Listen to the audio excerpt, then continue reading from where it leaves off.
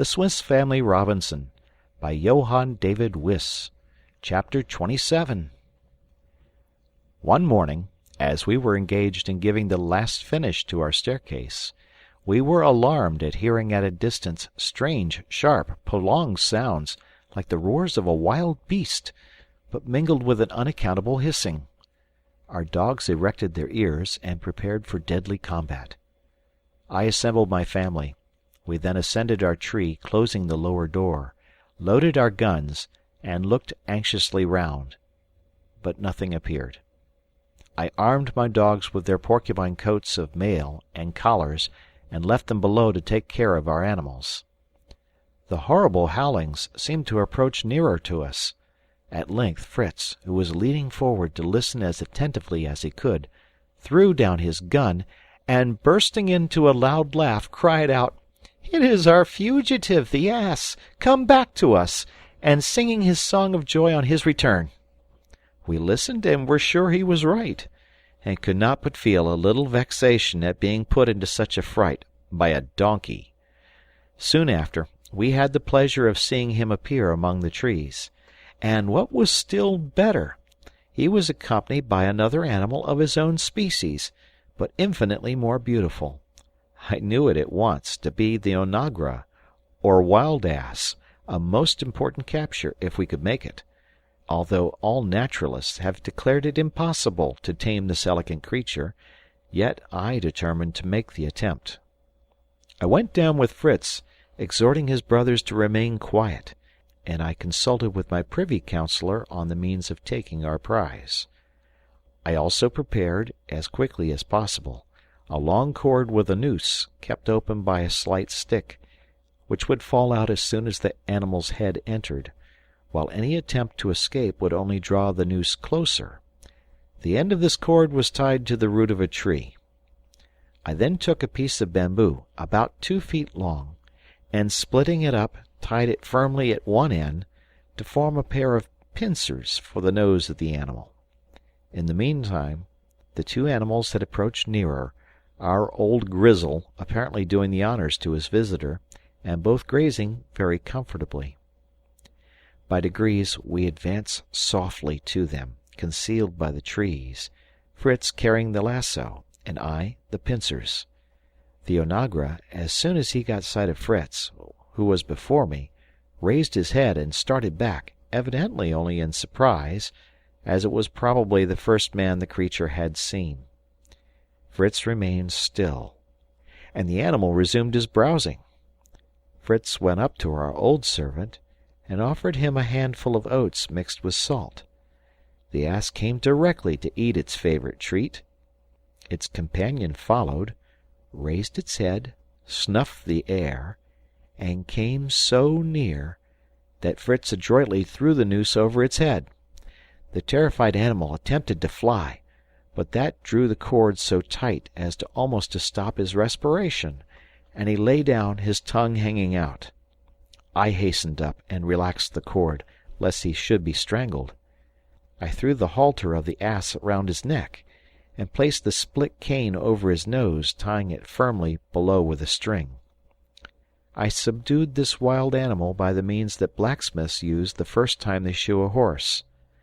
I then took off the noose, and tied the halter by 2 long cords to the roots of 2 separate trees, and left him to recover himself. In the meantime, the rest of the family had collected to admire this noble animal, whose graceful and elegant form, so superior to that of the ass, raises it almost to the dignity of a horse. After a while it rose, and stamped furiously with its feet, trying to release itself, but the pain in its nose obliged it to lie down again. Then my eldest son and I, approaching gently, took the 2 cords, and led or dragged it between 2 roots very near to each other, to which we tied the cords so short that it had little power to move, and could not escape. We took care our own donkey should not stray again, by tying his 4 feet loosely and putting on him a new halter, and left him near the onagra. I continued, with a patience I never had in Europe, to use every means I could think of with our new guest, and at the end of a month he was so far subdued that I ventured to begin his education. This was a long and difficult task. We placed some burdens on his back, but the obedience necessary before we could mount him it seemed impossible to instill into him. At last I recollected the method they use in America to tame the wild horses, and I resolved to try it. In spite of the bounds and kicks of the furious animal, I leaped on his back, and seizing one of his long ears between my teeth, I bit it till the blood came. In a moment he reared himself almost erect on his hind feet, remained for a while stiff and motionless, then came down on his forefeet slowly, I still holding on his ear. At last I ventured to release him. He made some leaps, but soon subsided into a sort of trot, I having previously placed loose cords on his forelegs. From that time we were his masters. My sons mounted him one after another. They gave him the name of Lightfoot, and never animal deserved his name better. As a precaution, we kept the cords on his legs for some time, and as he never would submit to the bit, we used a snaffle, by which we obtained power over his head, guiding him by a stick, with which we struck the right or left ear as we wished him to go. During this time our poultry yard was increased by 3 broods of chickens. We had at least 40 of these little creatures chirping and pecking about, the pride of their good mistress's heart. Part of these were kept at home to supply the table, and part she allowed to colonize in the woods, where we could find them when we wanted them. "These," she said, "are of more use than your monkeys, jackals, and eagles, who do nothing but eat, and would not be worth eating themselves, if we were in need." However, she allowed that there was some use in the buffalo, who carried burdens, and Lightfoot, who carried her sons so well. The fowls, which cost us little for food, would be always ready, she said, either to supply us with eggs or chickens when the rainy season came on, the winter of this climate. This reminded me that the approach of that dreary season permitted me no longer to defer a very necessary work for the protection of our animals. This was to construct, under the roots of the trees, covered houses for them. We began by making a kind of roof above the vaulted roots of our tree. We used bamboo canes for this purpose. The longer and stouter were used for the supports, like columns.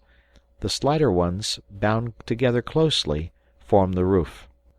The intervals we filled up with moss and clay, and spread over the whole a coating of tar. The roof was so firm that it formed a platform, which we surrounded with a railing, and thus we had a balcony and a pleasant promenade. By the aid of some boards nailed to the roots, we made several divisions in the interior, each little enclosure being appropriated to some useful purpose, and thus stables, poultry-houses, dairy, larder, hay-house, store-room, etc., besides our dining-room, were all united under one roof. This occupied us some time, as it was necessary to fill our store-room before the bad weather came, and our cart was constantly employed in bringing useful stores. One evening, as we were bringing home a load of potatoes on our cart, drawn by the ass, the cow, and the buffalo, I saw the cart was not yet full.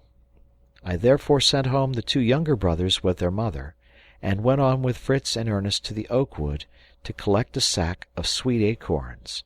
Fritz mounted on his onagra, Ernest followed by his monkey, and I carrying the bag. On arriving at the wood, we tied Lightfoot to a tree, and all 3 began to gather the dropped acorns, when we were startled by the cries of birds and a loud flapping of wings, and we concluded that a brisk combat was going on between Master Nips and the tenants of the thickets, from whence the noise came. Ernest went softly to see what was the matter, and we soon heard him calling out, "Be quick! A fine heath-fowl's nest full of eggs! Nips wants to suck them, and the mother is beating him." Fritz ran up and secured the 2 beautiful birds, who fluttered and cried out furiously, and returned, followed by Ernest, carrying a large nest filled with eggs. The monkey had served us well on this occasion, for the nest was so hidden by a bush with long leaves, of which Ernest had his hand full, that, but for the instinct of the animal, we could never have discovered it. Ernest was overjoyed to carry the nest and eggs for his dear mamma, and the long pointed leaves he intended for Frances, to serve as little toy swords. We set out on our return, placing the sack of acorns behind Fritz on Lightfoot. Ernest carried the 2 fowls, and I charged myself with the care of the eggs, which I covered up, as I found they were warm, and I hoped to get the mother to resume her brooding when we got to Falcon's Nest. We were all delighted with the good news we should have to carry home, and Fritz, anxious to be first, struck his charger with a bunch of the pointed leaves he had taken from Ernest. This terrified the animal so much that he took the bit in his teeth and flew out of sight like an arrow. We followed in some uneasiness, but found him safe. Master Lightfoot had stopped of himself when he reached his stable. My wife placed the valuable eggs under a sitting hen, the true mother refusing to fulfill her office. She was then put into the cage of the poor parrot and hung in our dining-room to accustom her to society.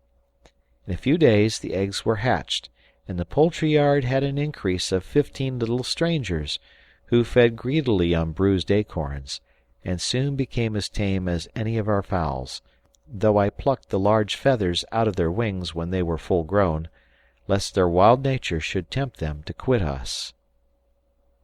End of chapter.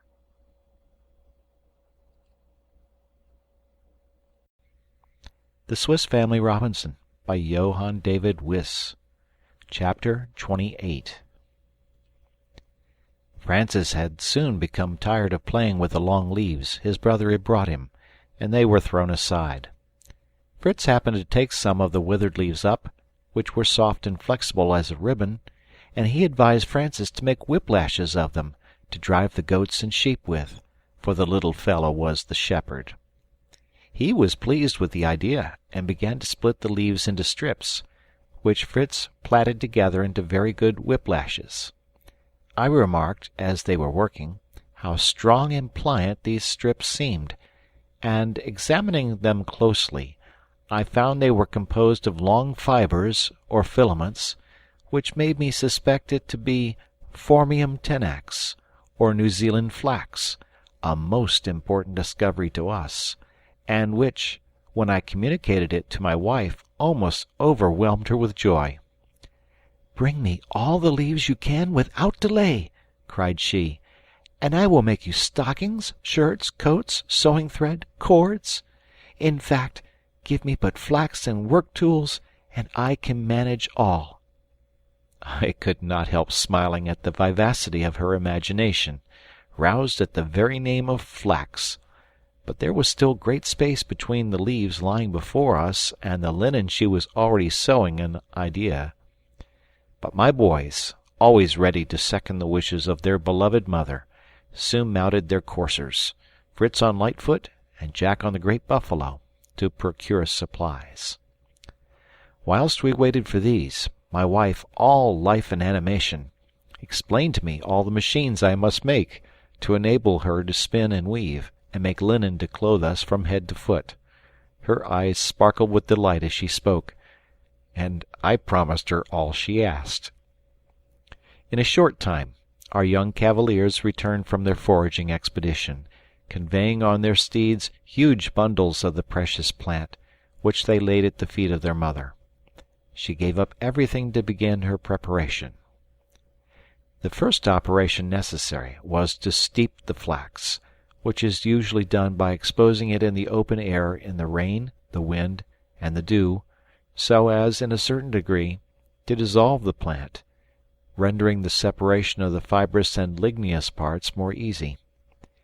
It can then be cleaned and picked for spinning. But as the vegetable glue that connects the two parts is very tenacious, and resists for a long time the action of moisture, it is often advisable to steep it in water, and this, in our dry climate, I considered most expedient. My wife agreed to this, and proposed that we should convey it to Flamingo Marsh, and we spent the rest of the day in tying up the leaves in bundles. Next morning we loaded our cart and proceeded to the marsh. We there untied our bundles and spread them in the water, pressing them down with stones, and leaving them till it was time to take them out to dry. We could not but admire here the ingenious nests of the flamingo. They are of a conical form, raised above the level of the marsh, having a recess above in which the eggs are deposited, out of the reach of danger, and the female can sit on them with her legs in the water. These nests are of clay, and so solid that they resist the water till the young are able to swim. In a fortnight the flax was ready to be taken out of the water. We spread it in the sun, which dried it so effectually that we brought it to Falcon's Nest the same evening, where it was stored till we were ready for further operations. At present we labored to lay up provision for the rainy season, leaving all sedentary occupations to amuse us in our confinement. We brought in continually loads of sweet acorns, manioc, potatoes, wood, fodder for the cattle, sugar canes, fruit, indeed everything that might be useful during the uncertain period of the rainy season. We profited by the last few days to sow the wheat and other remaining European grains, that the rain might germinate them. We had already had some showers. The temperature was variable, the sky became cloudy, and the wind rose. The season changed sooner than we expected. The winds raged through the woods, the sea roared, mountains of clouds were piled in the heavens. They soon burst over our heads, and torrents of rain fell night and day, without intermission. The rivers swelled till their waters met, and turned the whole country around us into an immense lake. Happily, we had formed our little establishment on a spot rather elevated above the rest of the valley. The waters did not quite reach our tree, but surrounded us about 200 yards off, leaving us on a sort of island in the midst of the general inundation. We were reluctantly obliged to descend from our abode. The rain entered it on all sides, and the hurricane threatened every moment to carry away the apartment and all that were in it. We set about our removal, bringing down our hammocks and bedding to the sheltered space under the roots of the trees that we had roofed for the animals. We were painfully crowded in the small space. The stores of provisions, the cooking utensils, and especially the neighborhood of the animals, and the various offensive smells, made our retreat almost insupportable. We were choked with smoke if we lighted a fire, and inundated with rain if we opened a door. For the first time since our misfortune, we sighed for the comforts of our native home, but action was necessary, and we set about endeavoring to amend our conditions. The winding staircase was very useful to us. The upper part was crowded with things we did not want, and my wife frequently worked in the lower part at one of the windows. We crowded our beasts a little more, and gave a current of air to the places they had left. I placed outside the enclosure the animals of the country, which could bear the inclemency of the season. Thus I gave a half liberty to the buffalo and the onagra, tying their legs loosely to prevent them straying, the boughs of the tree affording them a shelter. We made as few fires as possible, as, fortunately, it was never cold, and we had no provisions that required a long process of cookery. We had milk in abundance, smoked meat, and fish, the preserved ortolans, and cassava cakes. As we sent out some of our animals in the morning, with bells round their necks, Fritz and I had to seek them and bring them in every evening, when we were invariably wet through. This induced my ingenious Elizabeth to make us a sort of blouse and hood out of old garments of the sailors, which we covered with coatings of the caoutchouc, and thus obtained 2 capital waterproof dresses, all that the exhausted state of our gum permitted us to make. The care of our animals occupied us a great part of the morning. Then we prepared our cassava and baked our cakes on iron plates. Though we had a glazed door to our hut, the gloominess of the weather, and the obscurity caused by the vast boughs of the tree, made night come on early. We then lighted a candle, fixed in a gourd on the table, round which we were all assembled.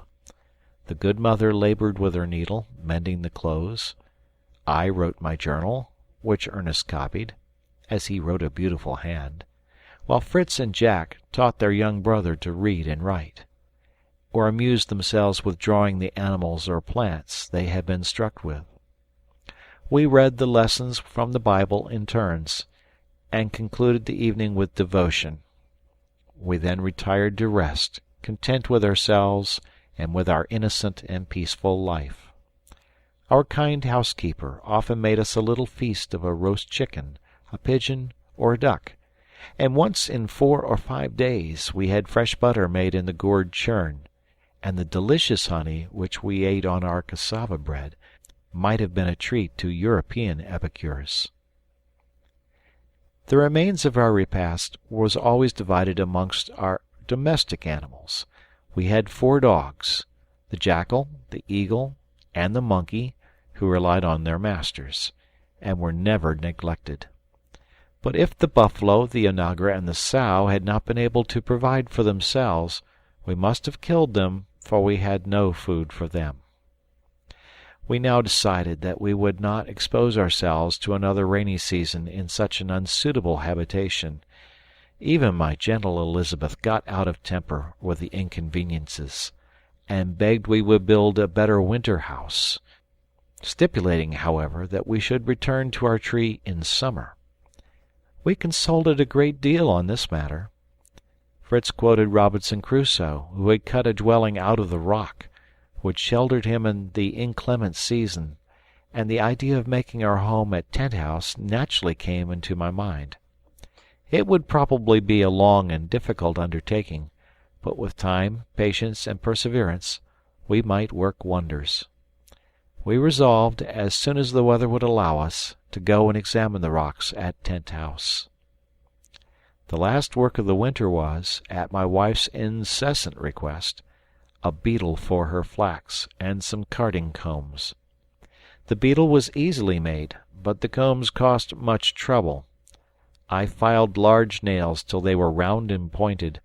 I fixed them, slightly inclined, at equal distances in a sheet of tin, and raised the edge like a box. I then poured melted lead between the nails and the edge, to fix them more firmly. I nailed this on a board, and the machine was fit for use, and my wife was all anxiety to begin her manufacture. End of chapter.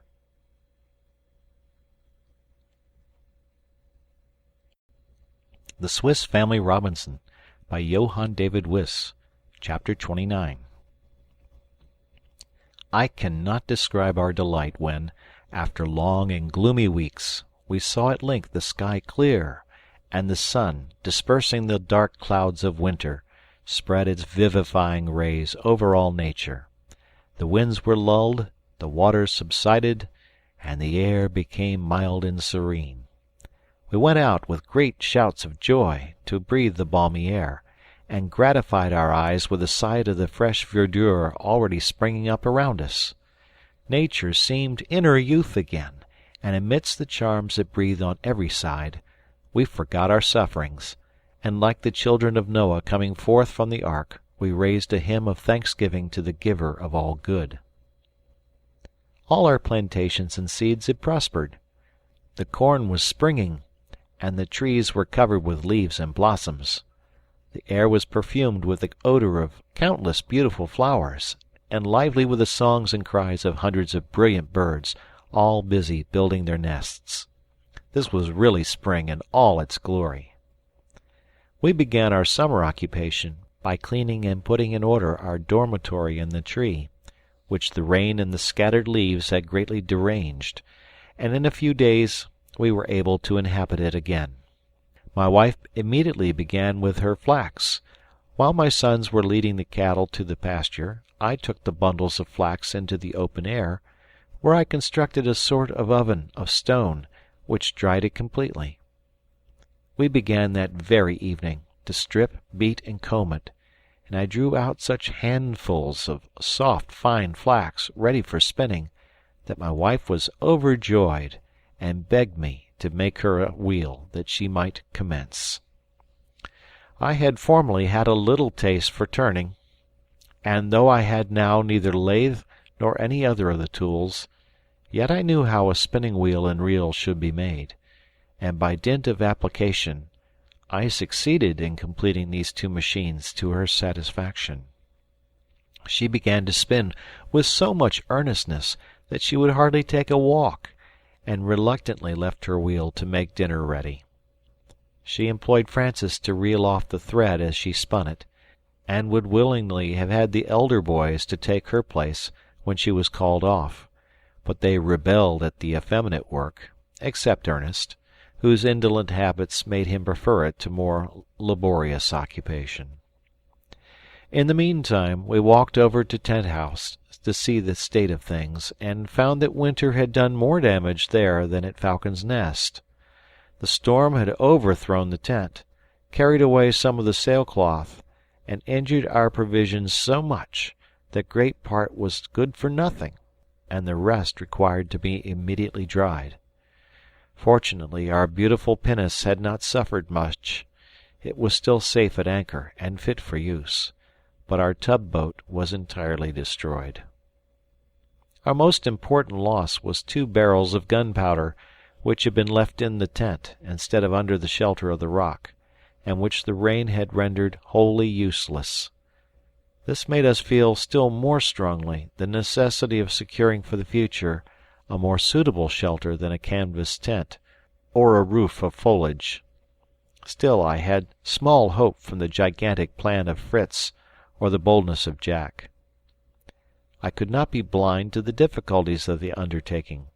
The rocks which surrounded Tent House presented an unbroken surface, like a wall without any crevice, and to all appearance of so hard a nature as to leave little hopes of success. However, it was necessary to try to contrive some sort of cave, if only for our gunpowder. I made up my mind, and selected the most perpendicular face of the rock as the place to begin our work. It was a much pleasanter situation than our tent, commanding a view of the whole bay, and the 2 banks of Jackal River, with its picturesque bridge. I marked out with chalk the dimension of the entrance I wished to give to the cave. Then my sons and I took our chisels, pickaxes, and heavy miner's hammers, and began boldly to hew the stone. Our first blows produced very little effect. The rock seemed impenetrable, the sun had so hardened the surface, and the sweat poured off our brows with the hard labor. Nevertheless, the efforts of my young workmen did not relax.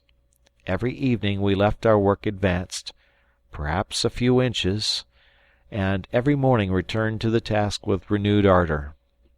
At the end of 5 or 6 days, when the surface of the rock was removed, we found the stone became easier to work. It then seemed calcareous, and finally only a sort of hardened clay, which we could remove with spades, and we began to hope. After a few days' more labor, we found we had advanced about 7 feet. Fritz wheeled out the rubbish and formed a sort of terrace with it before the opening, while I was working at the higher part. Jack, as the least, worked below. One morning he was hammering an iron bar, which he had pointed at the end, into the rock to loosen the earth, when he suddenly cried out, "Papa, papa, I have pierced through!" "Not through your hand, child?" asked I. "No, papa," cried he, "I have pierced through the mountain! Huzza!" Fritz ran in at the shout, and told him he had better have said at once that he had pierced through the earth. But Jack persisted that, however his brother might laugh, he was quite sure he had felt his iron bar enter an empty space behind. I now came down from my ladder, and, moving the bar, I felt there really was a hollow into which the rubbish fell, but apparently very little below the level we were working on. I took a long pole and probed the cavity, and found that it must be of considerable size. My boys wished to have the opening enlarged and to enter immediately, but this I strictly forbade, for as I leaned forward to examine it through the opening, a rush of mephitic air gave me a sort of vertigo. "Come away, children!" cried I, in terror. "The air you would breathe there is certain death." I explained to them that, under certain circumstances, carbonic acid gas was frequently accumulated in caves or grottos, rendering the air unfit for respiration, producing giddiness of the head, fainting, and eventually death. I sent them to collect some hay, which I lighted and threw into the cave. This was immediately extinguished. We repeated the experiment several times with the same result. I now saw that more active means must be resorted to. We had brought from the vessel a box of fireworks intended for signals. I threw into the cave by a cord a quantity of rockets, grenades, etc., and scattered a train of gunpowder from them. To this I applied a long match, and we retired to a little distance. This succeeded well. A great explosion agitated the air. A torrent of the carbonic acid gas rushed through the opening, and was replaced by the pure air. We sent in a few more rockets, which flew around like fiery dragons, disclosing to us the vast extent of the cave. A shower of stars, which concluded our experiment, made us wish the duration had been longer. It seemed as if a crowd of winged genii, carrying each a lamp, were floating about in that enchanted cavern. When they vanished, I threw in some more lighted hay, which blazed in such a lively manner that I knew all danger was over from the gas. But, for fear of deep pits or pools of water, I would not venture in without lights. I therefore dispatched Jack on his buffalo to report the discovery to his mother, and bring all the candles she had made. I purposely sent Jack on the errand, for his lively and poetic turn of mind would, I hoped, invest the grotto with such charms that his mother would even abandon her wheel to come and see it.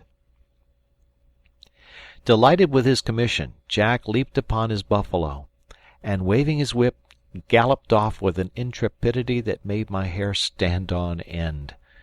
During his absence, Fritz and I enlarged the opening, to make it easy of access, removed all the rubbish, and swept a road for Mamma. We had just finished when we heard the sound of wheels crossing the bridge, and the cart appeared, drawn by the cow and ass, led by Ernest. Jack rode before on his buffalo, blowing through his hand to imitate a horn, and whipping the lazy cow and ass.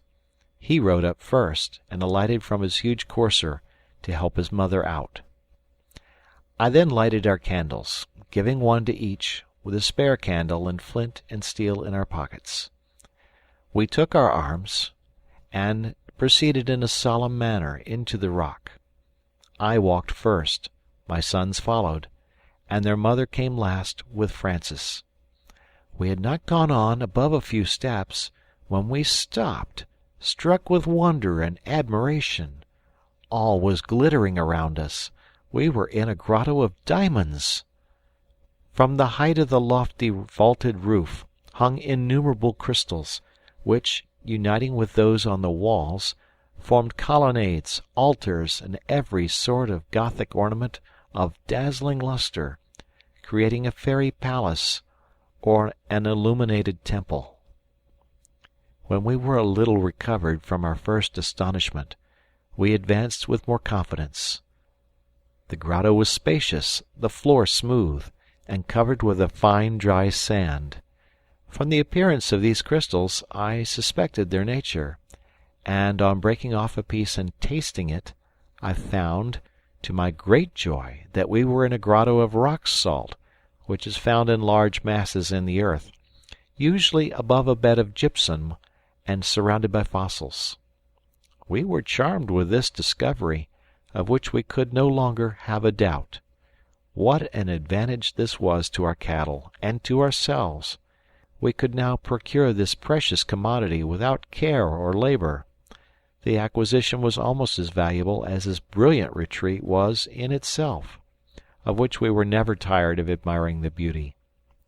My wife was struck with our good fortune in opening the rock precisely at the right spot, but I was of opinion that this mine was of great extent, and that we could not well have missed it. Some blocks of salt were scattered on the ground, which had apparently fallen from the vaulted roof. I was alarmed, for such an accident might destroy one of my children, but, on examination, I found the mass above too solid to be detached spontaneously, and I concluded that the explosion of the fireworks had given this shock to the subterranean palace, which had not been entered since the creation of the world. I feared there might yet be pieces loosened. I therefore sent out my wife and younger sons. Fritz and I remained, and after carefully examining the suspected parts, we fired our guns and watched the effect. 1 or 2 pieces fell, but the rest remained firm, though we struck with long poles as high as we could reach. We were now satisfied of the security of our magnificent abode, and began to plan our arrangements for converting it into a convenient and pleasant habitation. The majority were for coming here immediately, but the wiser heads determined that, for this year, Falcon's Nest was to continue our home. There we went every night, and spent the day at Tent House, contriving and arranging our future winter dwelling. End of chapter.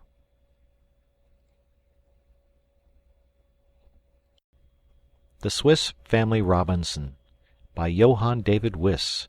Chapter 30.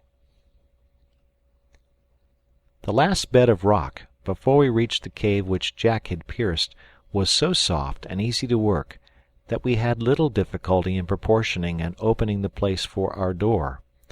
I hoped that, being now exposed to the heat of the sun, it would soon become as hard as the original surface. The door was that we had used for the staircase at Falcon's Nest, for as we only intended to make a temporary residence of our old tree, there was no necessity for solid fittings, and besides, I intended to close the entrance of the tree by a door of bark, more effectually to conceal it, in case savages should visit us. I then laid out the extent of the grotto at pleasure, for we had ample space. We began by dividing it into 2 parts. That on the right of the entrance was to be our dwelling. On the left were, first, our kitchen, then the workshop and the stables. Behind these were the storerooms and the cellar. In order to give light and air to our apartments, it was necessary to insert in the rock the windows we had brought from the ship, and this cost us many days of labor.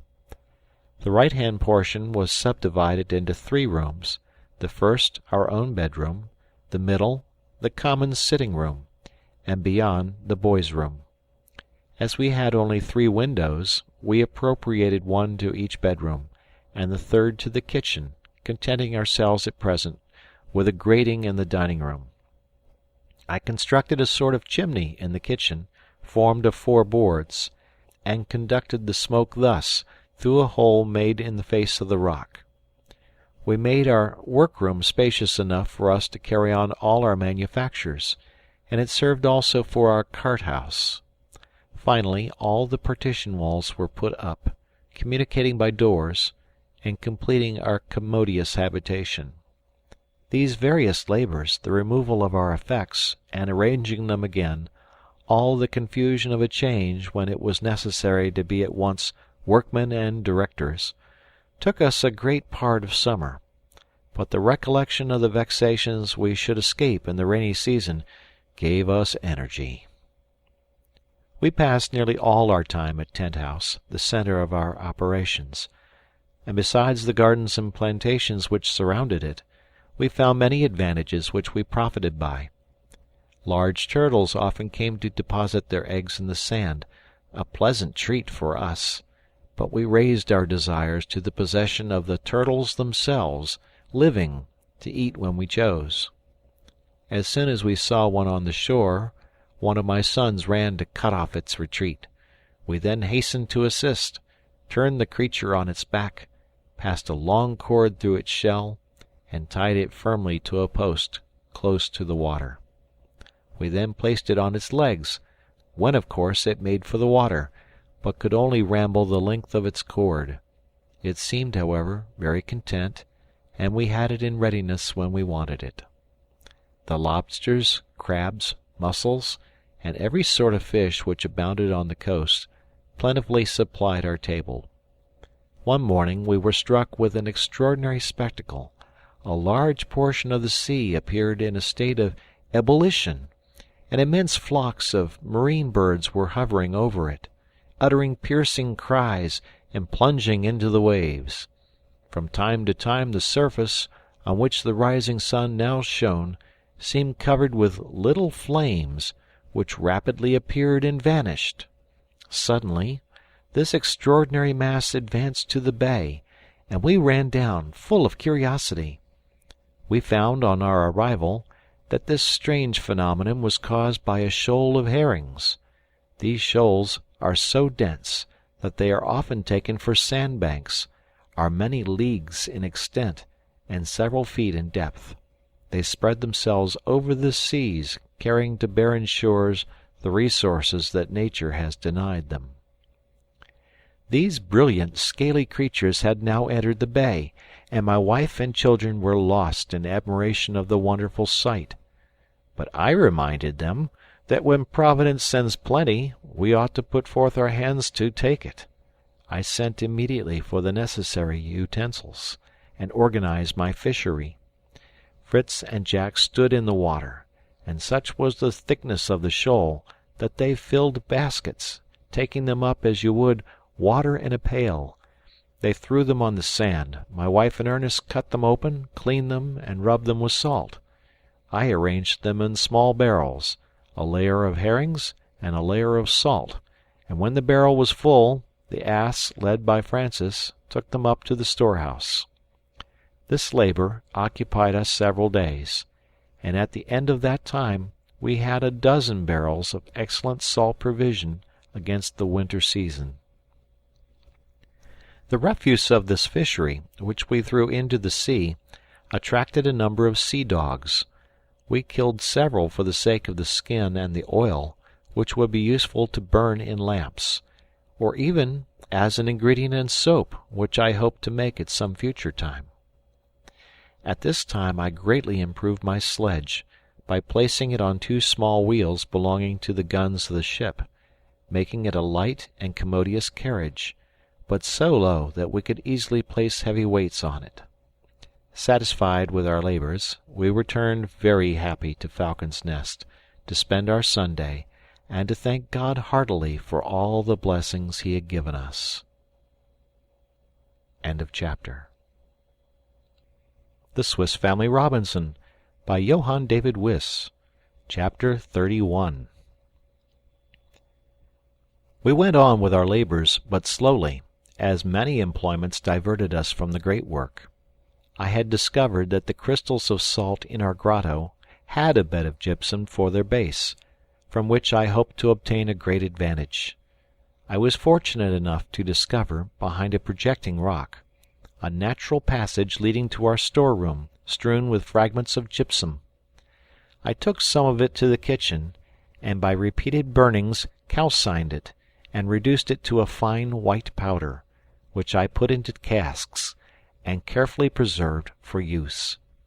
My intention was to form our partition walls of square stones cemented with the gypsum. I employed my sons daily to collect this, till we had amassed a large quantity, using some in the first place effectually to cover our herring barrels. 4 barrels were salted and covered in this way. The rest my wife smoked in a little hut of reeds and branches, in the midst of which the herrings were laid on sticks, and exposed to the smoke of a fire of green moss kindled below. This dried them, and gave them the peculiar flavor so agreeable to many. We were visited by another shoal of fish a month after that of the herrings. Jack first discovered them at the mouth of Jackal River, where they had apparently come to deposit their eggs among the scattered stones. They were so large that he was sure they must be whales. I found them to be pretty large sturgeons, besides salmon, large trout, and many other fishes. Jack immediately ran for his bow and arrows, and told me he would kill them all. He fastened the end of a ball of string to an arrow, with a hook at the end of it. He tied the bladders of the dogfish at certain distances to the string. He then placed the ball safe on the shore, took his bow, fixed the arrow in it, and aiming at the largest salmon, shot it in the side. The fish tried to escape. I assisted him to draw the cord, and it was no easy task, for he struggled tremendously. But at length, weakened by loss of blood, we drew him to land and dispatched him. The other boys came running up to congratulate the young fisherman on his invention, and as it was to be feared that the rest, alarmed by this attack, might take their departure, we determined to abandon everything for the fishery. Fritz threw his harpoon, and landed, by means of the reel, some large salmon. Ernest took his rod and caught trout, and I, armed like Neptune with an iron trident, succeeded in striking amongst the stones some enormous fish. The greatest difficulty was to land our booty. Fritz had struck a sturgeon at least 8 feet long, which resisted our united efforts till my wife brought the buffalo, which we harnessed to the line and made ourselves masters of this immense prize. We had a great deal of labor in opening and cleaning all our fish. Some we dried and salted, some my wife boiled in oil, as they preserve the tunny. The spawn of the sturgeon, a huge mass, weighing not less than 30 pounds, I laid aside to prepare as caviare, a favorite dish in Holland and Russia. I carefully cleansed the eggs from the skin and fibers that were mixed with them, washed them thoroughly in sea water, slightly sprinkled them with salt, then put them in a gourd pierced with small holes to let the water escape, and placed weights on them to press them completely for 24 hours. We then removed the caviare in solid masses, like cheeses, took it to the smoking hut to dry, and in a few days had this large addition to our winter provision. My next employment was the preparation of the valuable isinglass. I took the air bladder and sounds of the fish, cut them in strips, twisted them in rolls, and dried them in the sun. This is all that is necessary to prepare this excellent glue. It becomes very hard, and when wanted for use, is cut up in small pieces and dissolved over a slow fire. The glue was so white and transparent that I hoped to make window panes from it instead of glass. After this work was finished, we began to plan a boat to replace our tub raft. I wished to try to make one of bark, as the savage nations do, and I proposed to make an expedition in search of a tree for our purpose. All those in our own neighborhood were too precious to destroy, some for their fruits, others for their shade. We resolved to search at a distance for trees fit for our purpose, taking in our road a survey of our plantations and fields. Our garden at Tent House produced abundantly continual successions of vegetables in that virgin soil, and in a climate which recognized no change of season. The peas, beans, lentils, and lettuces were flourishing, and only required water, and our channels from the river brought this plentifully to us. We had delicious cucumbers and melons. The maize was already a foot high. The sugar canes were prospering, and the pineapples on the high ground promised us a rich treat.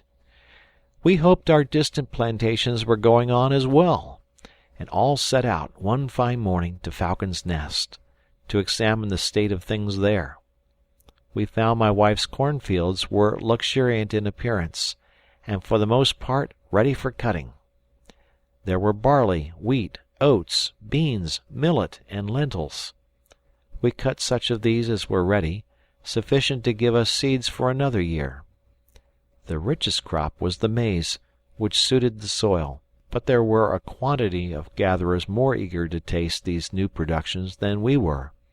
There were birds of every kind, from the bustard to the quail, and from the various establishments they had formed round, it might be presumed they would not leave much for us. After our first shock at the sight of these robbers, we used some measures to lessen the number of them. Fritz unhooded his eagle and pointed out the dispersing bustards.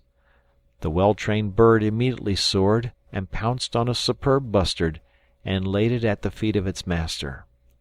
The jackal, too, who was a capital pointer, brought to his master about a dozen little fat quails, which furnished us with an excellent repast, to which my wife added a liquor of her own invention, made of the green maize, crushed in water, and mingled with the juice of the sugar-cane, a most agreeable beverage, white as milk, sweet and refreshing. We found the bustard, which the eagle had struck down, but slightly wounded. We washed his hurts with a balsam made of wine, butter, and water, and tied him by the leg in the poultry yard as a companion to our tame bustard.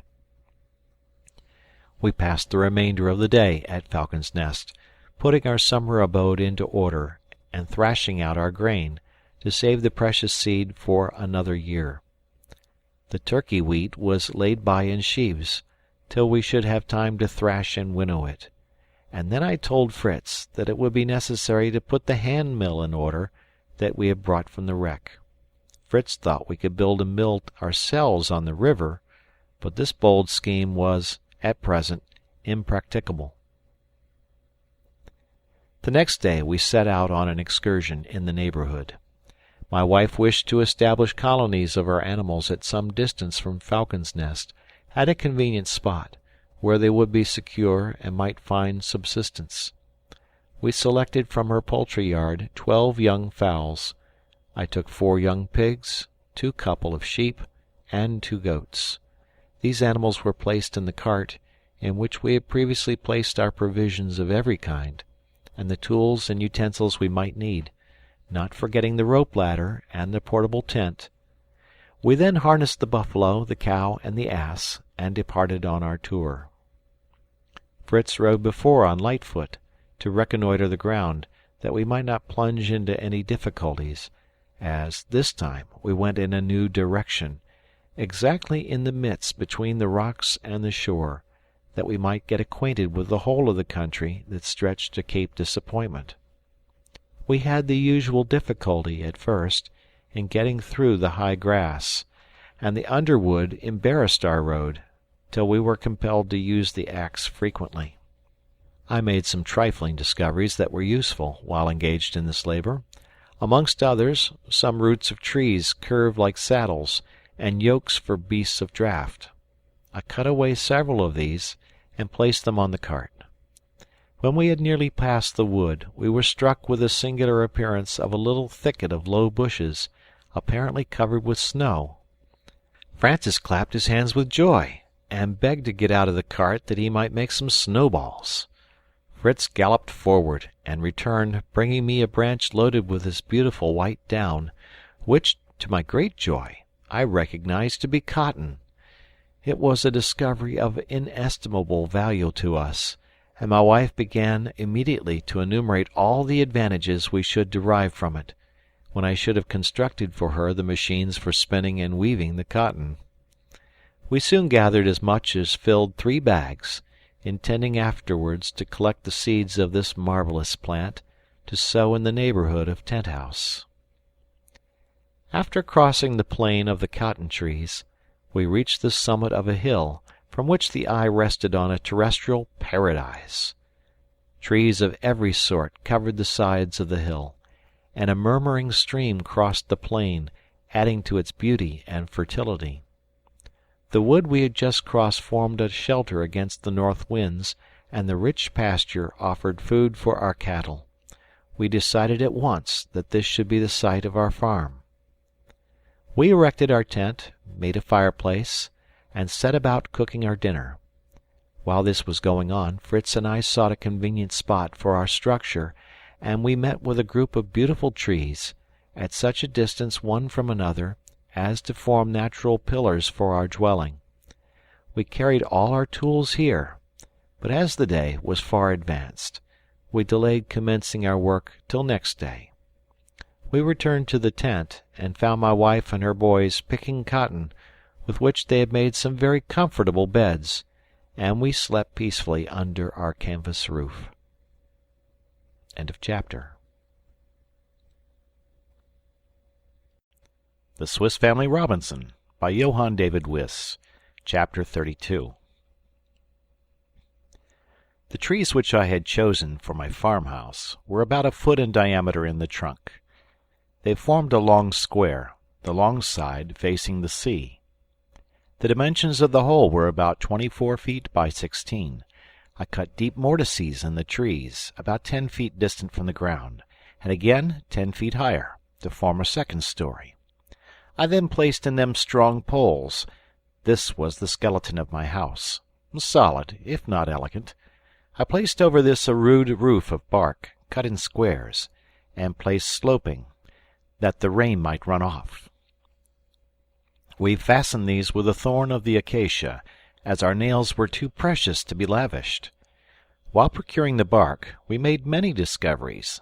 The first was that of two remarkable trees, the Pistacia terebinthus and the Pistacia atlantica. The next, the thorny acacia, from which we got the substitute for nails.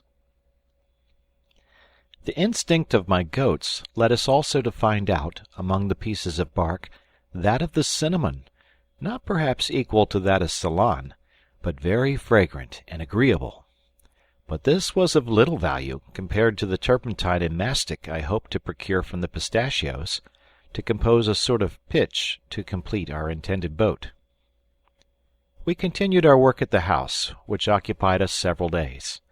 We formed the walls of thin laths, interwoven with long, pliant reeds for about 6 feet from the ground. The rest was merely a sort of light trellis work, to admit light and air. The door opened on the front to the sea.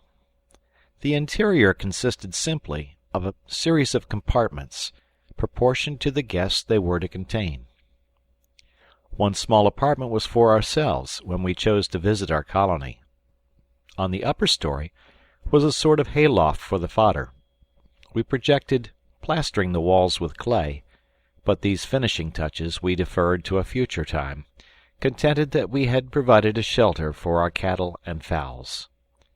To accustom them to come to this shelter of themselves, we took care to fill their racks with the food they liked best, mingled with salt, and this we proposed to renew at intervals, till the habit of coming to their houses was fixed.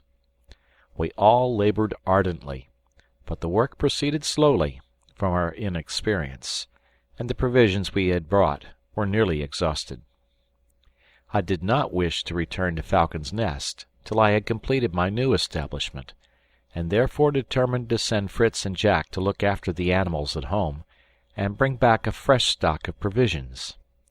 Our 2 young couriers set out, each on his favorite steed, Fritz leading the ass to bring back the load, and Jack urging the indolent animal forward with his whip.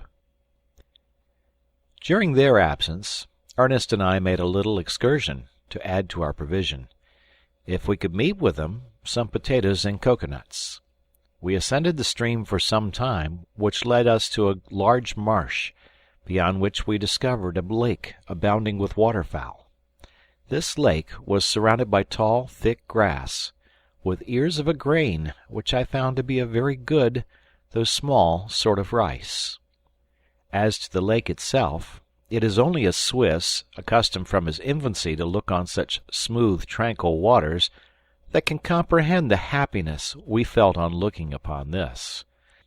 We fancied we were once more in Switzerland, our own dear land, but the majestic trees and luxuriant vegetation soon reminded us we were no longer in Europe, and that the ocean separated us from our native home.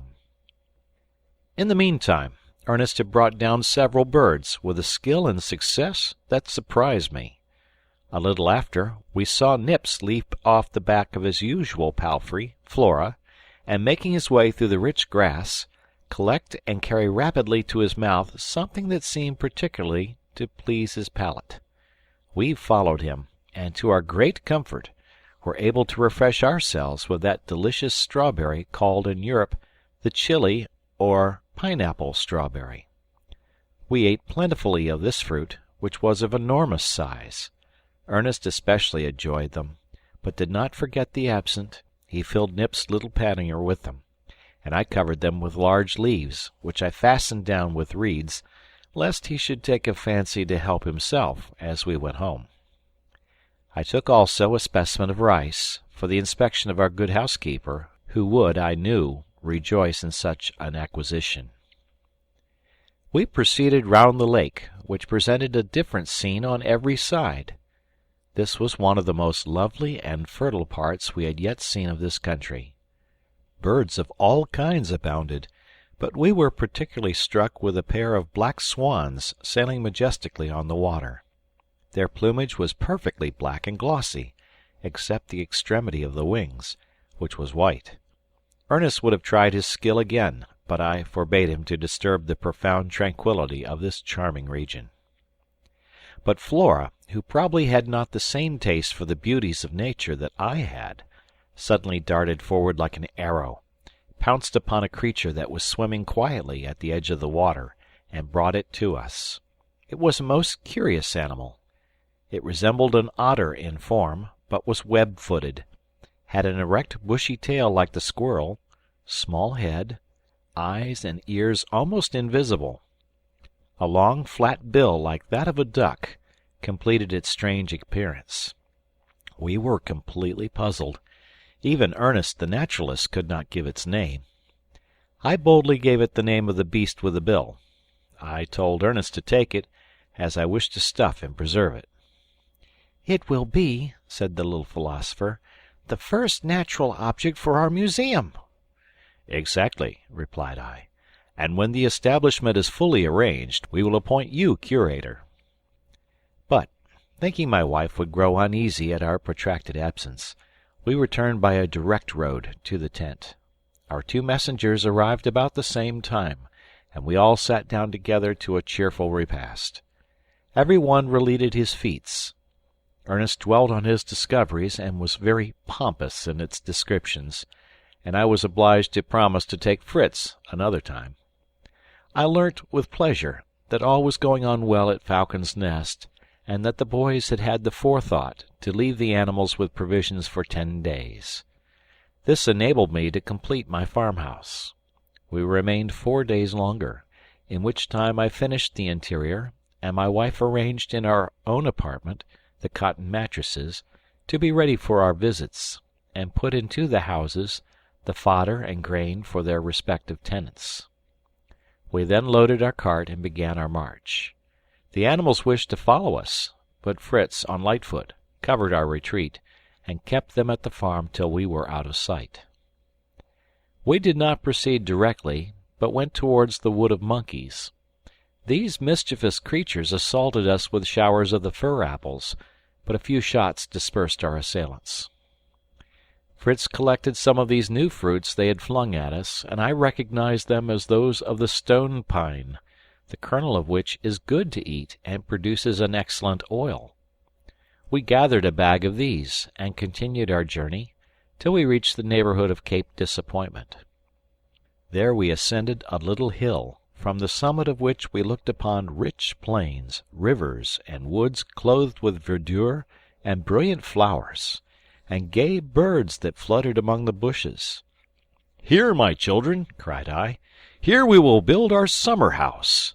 This is truly Arcadia." Here we placed our tent, and immediately began to erect a new building, formed in the same manner as the farmhouse, but now executed more quickly. We raised the roof in the middle, and made 4 sloped sides. The interior was divided into eating and sleeping apartments, stables, and a storeroom for provisions. The whole was completed and provisioned in 10 days, and we now had another mansion for ourselves, and a shelter for new colonies of animals. This new erection received the name of Prospect Hill, to gratify Ernest, who thought it had an English appearance. However, the end for which our expedition was planned was not yet fulfilled. I had not yet met with a tree likely to suit me for a boat. We returned then to inspect the trees, and I fixed on a sort of oak, the bark of which was closer than that of the European oak, resembling more like that of the cork tree. The trunk was at least 5 feet in diameter, and I fancied its coating, if I could obtain it whole, would perfectly answer my purpose. I traced a circle at the foot, and with a small saw cut the bark entirely through. Fritz, by means of the rope ladder we had brought with us, and attached to the lower branches of the tree, ascended, and cut a similar circle 18 feet above mine. We then cut out, perpendicularly, a slip the whole length, and, removing it, we had room to insert the necessary tools, and, with wedges, we finally succeeded in loosening the whole. The first part was easy enough, but there was greater difficulty as we advanced. We sustained it as we proceeded with ropes, and then gently let it down on the grass. I immediately began to form my boat while the bark was fresh and flexible. My sons, in their impatience, thought it would do very well if we nailed a board at each end of the roll, but this would have been merely a heavy trough, inelegant and unserviceable. I wished to have one that would look well by the side of the pinnace, and this idea at once rendered my boys patient and obedient. We began by cutting out at each end of the roll of bark a triangular piece of about 5 feet long. Then, placing the sloping parts one over the other, I united them with pegs and strong glue, and thus finished the ends of my boat in a pointed form. This operation having widened it too much in the middle, we passed strong ropes round it, and drew it into the form we required. We then exposed it to the sun, which dried and fixed it in the proper shape. As many things were necessary to complete my work, I sent Fritz and Jack to Tent House for the sledge, to convey it there, that we might finish it more conveniently. I had the good fortune to meet with some very hard, crooked wood, the natural curve of which would be admirably suitable for supporting the sides of the boat. We found also a resinous tree, which distilled a sort of pitch, easy to manage, and which soon hardened in the sun. My wife and Francis collected sufficient of it for my work. It was almost night when our 2 messengers returned. We had only time to sup and retire to our rest. We were all early at work next morning. We loaded the sledge, placing on it the canoe, the wood for the sides, the pitch, and some young trees which I had transplanted for our plantation at Tent House, and which we put into the boat.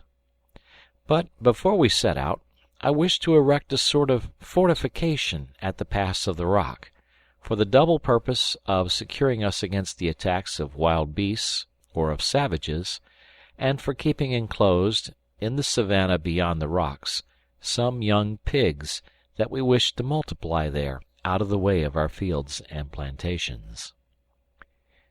As we crossed the sugar-cane plantation, I saw some bamboos larger than any I had ever met with, and we cut down one for a mast to our canoe. We now had the river to our left, and the chain of rocks to our right, which here approached the river, leaving only a narrow pass. At the narrowest part of this we raised a rampart before a deep ditch, which could only be crossed by a drawbridge we placed there. Beyond the bridge we put a narrow gate of woven bamboos, to enable us to enter the country beyond when we wished. We planted the side of the rampart with dwarf palms, India fig, and other thorny shrubs, making a winding path through the plantation, and digging in the midst a hidden pitfall known to ourselves by 4 low posts, intended to support a plank bridge when we wished to cross it. After this was completed, we built a little chalet of bark in that part of the plantation that faced the stream, and gave it the name of the Hermitage, intending it for a resting place. After several days of hard labor, we returned to Prospect Hill and took a little relaxation. The only work we did was to prepare the mast, and lay it on the sledge with the rest. The next morning we returned to Tent House, where we immediately set to work on our canoe with such diligence that it was soon completed. It was solid and elegant, lined through with wood, and furnished with a keel. We provided it with brass rings for the oars and stays for the mast. Instead of ballast, I laid at the bottom a layer of stones covered with clay, and over this a flooring of boards. The benches for the rowers were laid across, and in the midst the bamboo mast rose majestically, with a triangular sail. Behind, I fixed the rudder, worked by a tiller, and I could now boast of having built a capital canoe. Our fleet was now in good condition. For distant excursions we could take the pinnace, but the canoe would be invaluable for the coasting service. Our cow had, in the meantime, given us a young male calf, which I undertook to train for service, as I had done the buffalo, beginning by piercing its nostrils, and the calf promised to be docile and useful, and as each of the other boys had his favorite animal to ride, I bestowed the bull on Francis, and entrusted him with its education, to encourage him to habits of boldness and activity. He was delighted with his new charger, and chose to give him the name of Valiant. We had still 2 months before the rainy season, and this time we devoted to completing the comforts of our grotto. We made all the partitions of wood, except those which divided us from the stables, which we built of stone, to exclude any smell from the animals. We soon acquired skill in our works. We had a plentiful supply of beams and planks from the ship, and by practice we became very good plasterers. We covered the floors with a sort of well-beaten mud, smoothed it, and it dried perfectly hard. We then contrived a sort of felt carpet. We first covered the floor with sailcloth. We spread over this wool and goat's hair mixed, and poured over it isinglass dissolved, rolling up the carpet and beating it well. When this was dry, we repeated the process, and in the end had a felt carpet. We made one of these for each room, to guard against any damp that we might be subject to in the rainy season. The privations we had suffered the preceding winter increased the enjoyment of our present comforts. The rainy season came on. We had now a warm, well-lighted, convenient habitation, and abundance of excellent provision for ourselves and our cattle. In the morning we could attend to their wants without trouble, for the rain-water, carefully collected in clean vessels, prevented the necessity of going to the river. We then assembled in the dining-room to prayers. After that we went to our work-room. My wife took her wheel, or her loom, which was a rude construction of mine, but in which she had contrived to weave some useful cloth of wool and cotton, and also some linen, which she had made up for us. Everybody worked. The workshop was never empty. I contrived, with the wheel of a gun, to arrange a sort of lathe, by means of which I and my sons produced some neat furniture and utensils. Ernest surprised us all in this art, and made some elegant little things for his mother. After dinner, our evening occupations commenced. Our room was lighted up brilliantly. We did not spare our candles, which were so easily procured, and we enjoyed the reflection in the elegant crystals above us. We had partitioned off a little chapel in one corner of the grotto, which we had left untouched, and nothing could be more magnificent than this chapel lighted up, with its colonnades, portico, and altars. We had divine service here every Sunday. I had erected a sort of pulpit, from which I delivered a short sermon to my congregation, which I endeavored to render as simple and as instructive as possible. Jack and Francis had a natural taste for music. I made them flageolets of reeds, on which they acquired considerable skill. They accompanied their mother, who had a very good voice, and this music in our lofty grotto had a charming effect. We thus made great steps towards civilization, and though condemned, perhaps, to pass our lives alone on this unknown shore, we might yet be happy. We were placed in the midst of abundance. We were active, industrious, and content, blessed with health, and united by affection. Our minds seemed to enlarge and improve every day. We saw around us on every side traces of the divine wisdom and beneficence, and our hearts overflowed with love and veneration for that almighty hand which had so miraculously saved and continued to protect us. I humbly trusted in Him either to restore us to the world, or send some beings to join us in this beloved island, where for 2 years we had seen no trace of man. To Him we committed our fate. We were happy and tranquil, looking with resignation to the future. End of the first part of the journal. Postscript by the editor. It is necessary to explain how this first part of the journal of the Swiss pastor came into my hands. 3 or 4 years after the family had been cast on this desert coast, where, as we see, they lived a happy and contented life, an English transport was driven by a storm upon the same shore. This vessel was the Adventurer, Captain Johnson, and was returning from New Zealand to the eastern coast of North America by Otaheite to fetch a cargo of furs for China, and then to proceed from Canton to England. A violent storm which lasted several days drove them out of their course. For many days they wandered in unknown seas, and the ship was so injured by the storm that the captain looked out for some port to repair it. They discovered a rocky coast, and as the violence of the wind was lulled, ventured to approach the shore.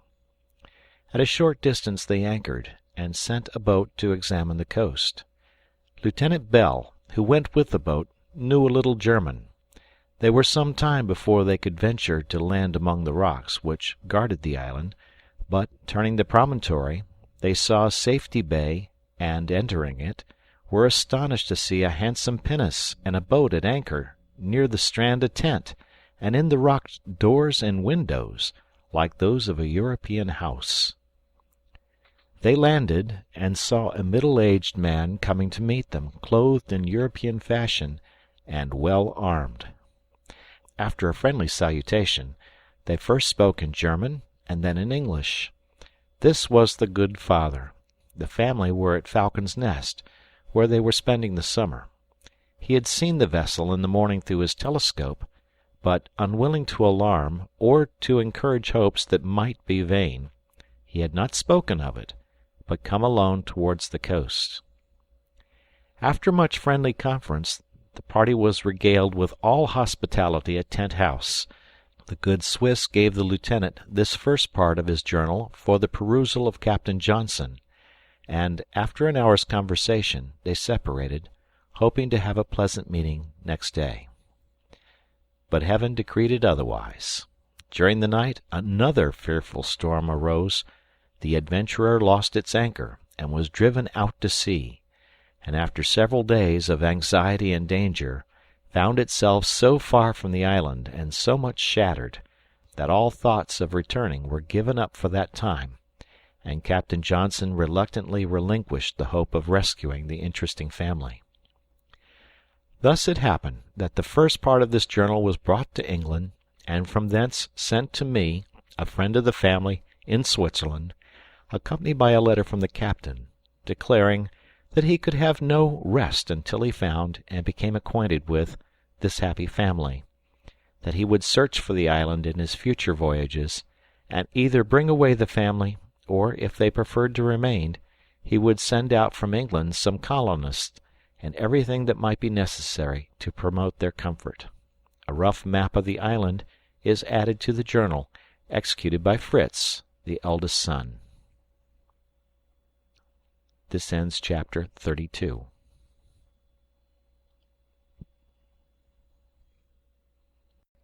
The Swiss Family Robinson by Johann David Wyss, chapter 33. I left the reader at the moment in which I had placed the first part of my journal in the hands of Lieutenant Bell, to deliver to Captain Johnson of the English vessel, the Adventurer, expecting him to return the next day with Lieutenant Bell. We separated in this hope, and I thought it necessary to inform my family of this expected visit, which might decide their future lot. My wife and elder sons might wish to seize this only occasion that might occur to revisit their native country, to quit their beloved island, which would doubtless cost them much sorrow at the last moment, but was necessary to their future comfort. I could not help feeling distressed at the prospect of my dear children's solitary old age, and I determined, if they did not wish to return with Captain Johnson, to request him to send some colonists out to people our island. It will be remembered that I had left home alone and at an early hour, having perceived the vessel from the top of our tree with my telescope. I had set out without breakfast, without giving my sons their tasks, or making any arrangements for the labors of the day. My conference with Lieutenant Bell had been long. It was now past noon, and knowing how prompt my wife was to alarm herself, I was surprised that I did not meet her, nor any of my sons. I began to be uneasy, and on my arrival I hastily mounted the tree, and found my faithful partner extended on her bed, surrounded by her 4 sons, and apparently in great pain. I demanded, with a cry of grief, what had happened. All wished to speak at once, and it was with some difficulty I learned that my dear wife, in descending the staircase, had been seized with a giddiness in her head, and had fallen down and injured herself so much that she was unable to rise without assistance. She was now enduring great pain in her right leg and in her left foot. "Ernest and I," added Fritz, "carried her without delay to her bed, though not without difficulty, for the staircase is so narrow. But she continued to get worse, and we did not know what to do." Jack said, "I have rubbed her foot continually, but it swells more and more, as well as her leg, which I dare not touch, it hurts her so much." And said Ernest, "I remember, father, that of the chest that we brought from the ship there is one unopened, which is marked medicines. May it not contain something that will relieve mamma?" "Perhaps it may, my son. You did well to remember it. We will go to Tent-house for it. Fritz, you shall accompany me to assist in bringing it." I wished to be alone with Fritz, to consult him about the English vessel, and was glad of this opportunity. Before I left my wife, I intended to examine her leg and foot, which were exceedingly painful.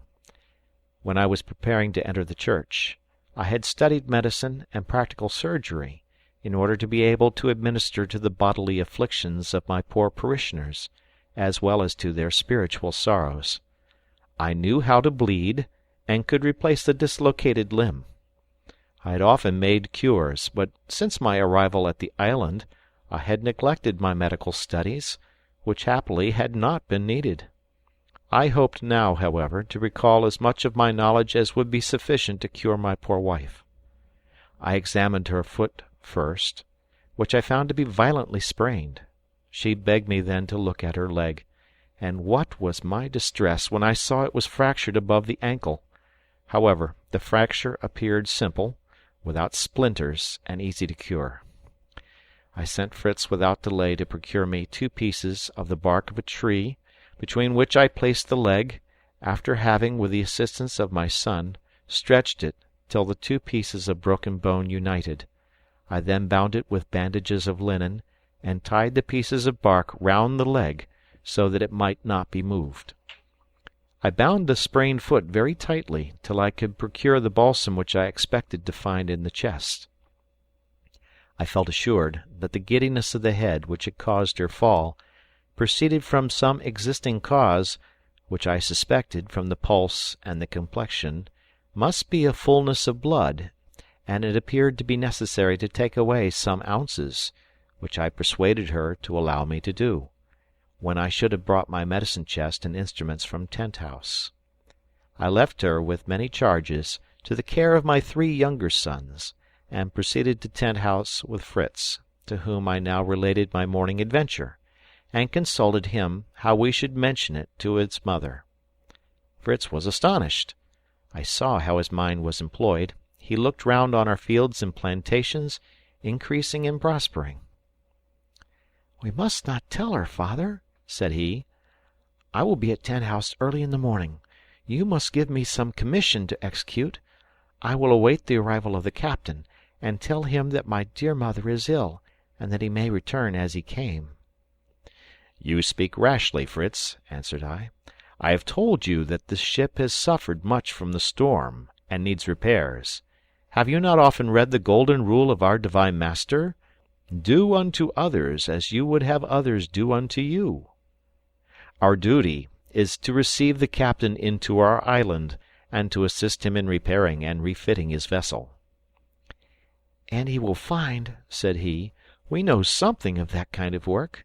Did you show him our beautiful pinnace and canoe? But can such a large vessel enter our bay of safety?" "No," replied I. "I fear there will not be sufficient water. But we will show the captain the large bay at the other end of the island, formed by Cape Disappointment. He will find there a beautiful harbor." "And he and his officers may live at the farm, and we can go over every day to assist in repairing their vessel," continued Fritz. "Very well," said I. "And when it is finished, he will, in return, give us a place in it, to return to Europe." "To return to Europe, father!" cried he. "To leave our beautiful winter dwelling, Tent House, and our charming summer residence, Falcon's Nest, our dear good animals, our crystals of salt, our farms, so much that is our own and which nobody covets. To return into Europe to poverty, to war, to those wicked soldiers who have banished us. We want nothing. Dear father, can you consent to leave our beloved island?" "You are right, my dear son," said I. "Would to God we might always remain here happily together.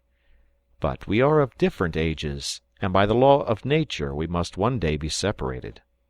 Consider, my dear son, if you should survive your brothers, how cheerless it would be to live quite alone on this desert island, without any one to close your eyes.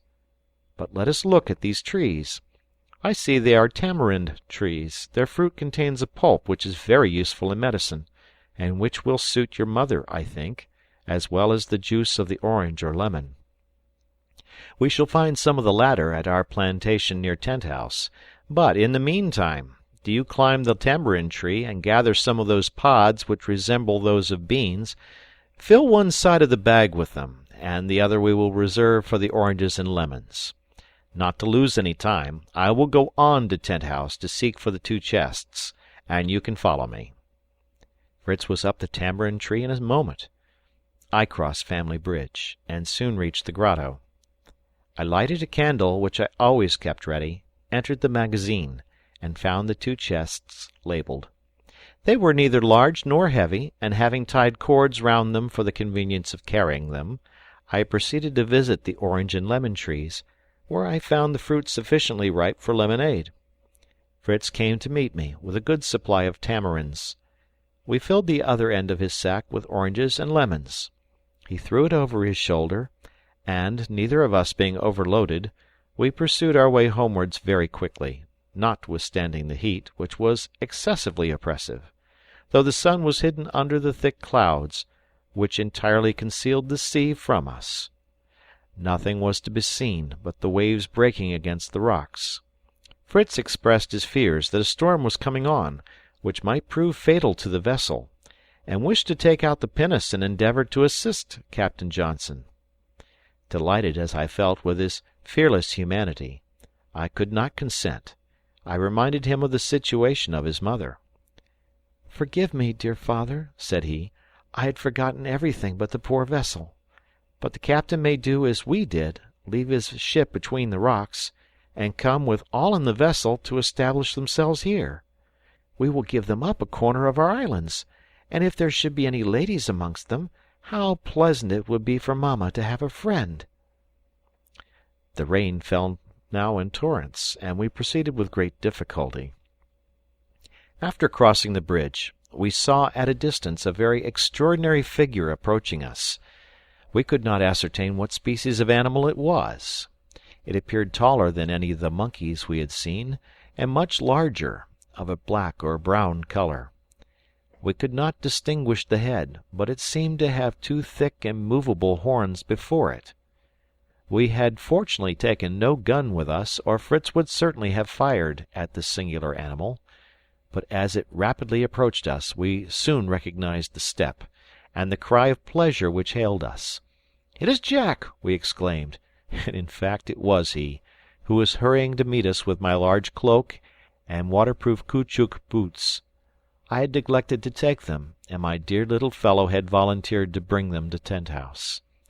To protect himself on the way, he had put the cloak on, covering his head with a hood, and my boots being too large for him, he had put one on each arm, which he held up to secure the hood. Conceive what a singular figure he made. Notwithstanding our uneasiness and our wretched condition, for we were wet to the skin, we could not but laugh heartily at him. I would not consent to use the coverings he had brought. Neither Fritz nor I could be worse for the distance we had to go, and Jack was younger and more delicate. I obliged him, therefore, to retain his curious protection, and asked how he had left his mother. "Very uneasy," said he, "about you, else I think she must be much better, for her cheeks are very red, and her eyes very bright, and she talks incessantly. She would have come herself to see you, but could not rise, and when I told her I would come, she bid me be very quick, and when I was coming downstairs, I heard her call me back for fear of the rain and the thunder. I would not hear her, but ran as fast as I could, hoping to reach Tent House. Why did you come back so soon?" "To spare you half your journey, my brave little man," said I, hastening on, for Jack's account of his mother made me uneasy. I perceived she must be labouring under fever, and the blood ascending to her head. My children followed me, and we soon reached the foot of our castle in the air. End of chapter. The Swiss Family Robinson, by Johann David Wyss. Chapter 34. We entered our apartment literally as if we had come out of the sea, and I found my poor Elizabeth much agitated. "Heaven be praised," said she. "But where is Jack, that rash little fellow?" "Here I am, mamma," said he, "as dry as when I left you. I have left my dress below, that I might not terrify you, for if Mr. Fritz had had his gun, I might have been shot as a rhinoceros, and not been here to tell you my story." The good mother then turned her thoughts on Fritz and me, and would not suffer us to come near her till we had changed our drenched garments. To oblige her, we retired to a little closet I had contrived between two thick branches at the top of the staircase, which was used to contain our chests of linen, our dresses, and our provisions. Our dress was soon changed. We hung up the wet garments, and I returned to my companion, who was suffering from her foot, but still more from a frightful headache. She had a burning fever. I concluded that bleeding was urgently needed, but commenced by assuaging her thirst with some lemonade. I then opened my box of surgical instruments, and approaching the opening to the east, which served us for a window, and which we could close by means of a curtain, that was now entirely raised to give air to our dear invalid and to amuse my children, who were watching the storm. The mighty waves that broke against the rocks, the vivid lightning bursting through the castles of murky clouds, the majestic and incessant rolling of the thunder, formed one of those enchanting spectacles to which they had been from infancy accustomed.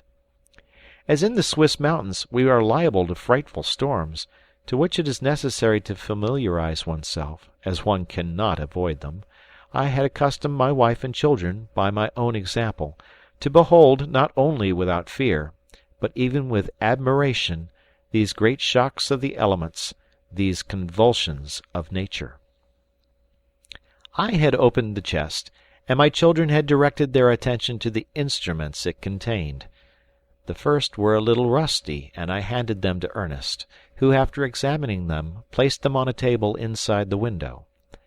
I was searching for a lancet in good condition, when a clap of thunder, such as I had never heard in my life, terrified us all so much that we nearly fell down.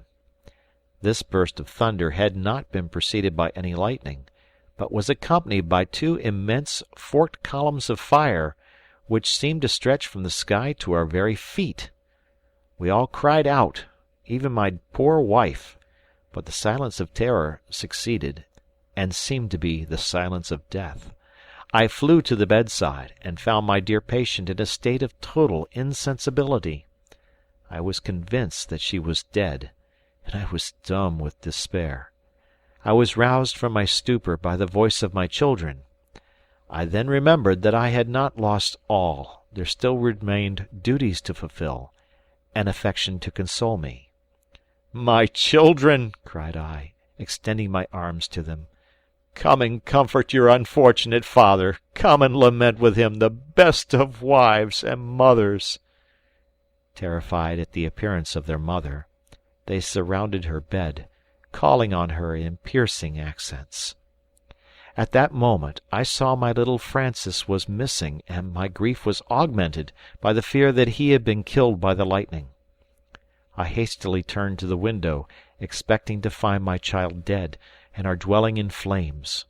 Fortunately, all was safe, but in my distraction I scarcely thanked God for his mercy, at the very moment even when he graciously restored to me my lost treasures.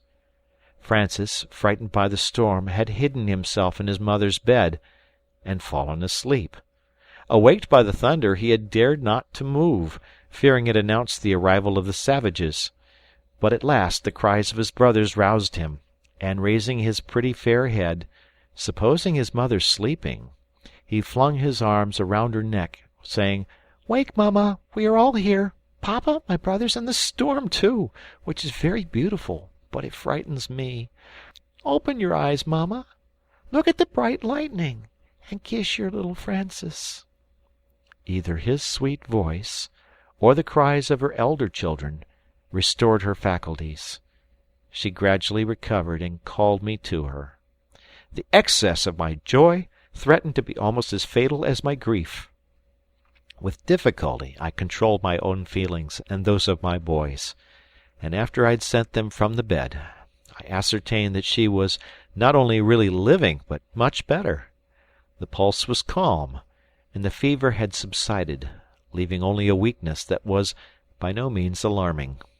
I relinquished joyfully the intention of bleeding her, the necessity of which I had trembled to contemplate, and contented myself with employing the boys to prepare a cooling mixture, composed of the juice of the lemon, of barley, and tamarinds, which they completed to the great satisfaction of their mother. I then ordered Fritz to descend to the yard to kill a fowl, pluck, and boil it, to make broth, a wholesome and light nourishment for our dear invalid. I told one of his brothers to assist him, and Jack and Francis, frequently employed under their mother, were ready in a moment. Ernest alone remained quietly on his seat, which I attributed to his usual indolence, and tried to make him ashamed of it. "Ernest," said I, "you are not very anxious to oblige your mother. You sit as if the thunderbolt had struck you." "It has indeed rendered me unfit to be of any service to my good mother," said he quietly, and drawing his right hand from under his waistcoat, he showed it to me, most frightfully black and burnt.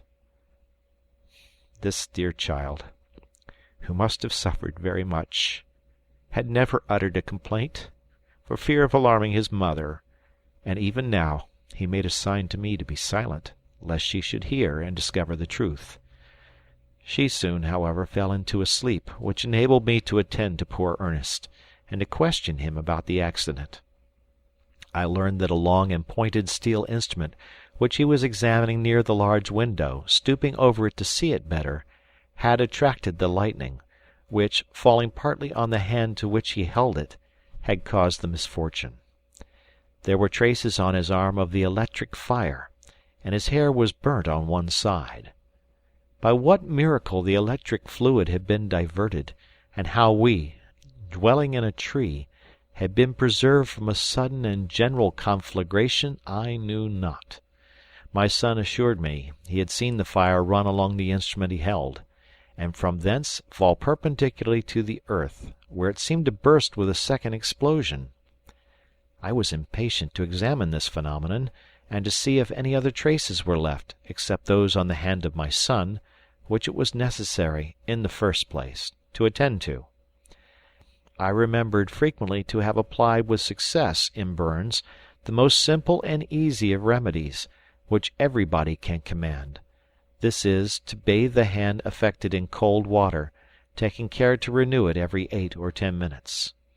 I placed Ernest between 2 tubs of cold water, and exhorting him to patience and perseverance, I left him to bathe his hand, and approached the opening, to try and discover what had preserved us, by averting the direction of the lightning, which one might have expected would have killed my son and destroyed our dwelling. I saw only some light traces on the table, but, on looking more attentively, I found that the greater part of the surgical instruments which Ernest had placed upon it were either melted or much damaged. In examining them separately, I remarked one much longer than the rest, which projected beyond the edge of the table, and was much marked by the fire. I could not easily take it up, it had adhered somewhat in melting, and in endeavouring to disengage it, I saw that the point, which was beyond the opening, touched a thick wire which seemed to be suspended from the roof of our tent. All was now explained to me, except that I could in no way account for this wire, placed expressly to serve as a conductor for the lightning. It seemed to be the work of magic. The evening was too far advanced for me to distinguish how it was fastened, and what fixed it below. Therefore, enjoining Ernest to call loudly if he needed me, I hastened down. I saw my 3 cooks very busy as I passed through, preparing the broth for their mother. They assured me it would be excellent.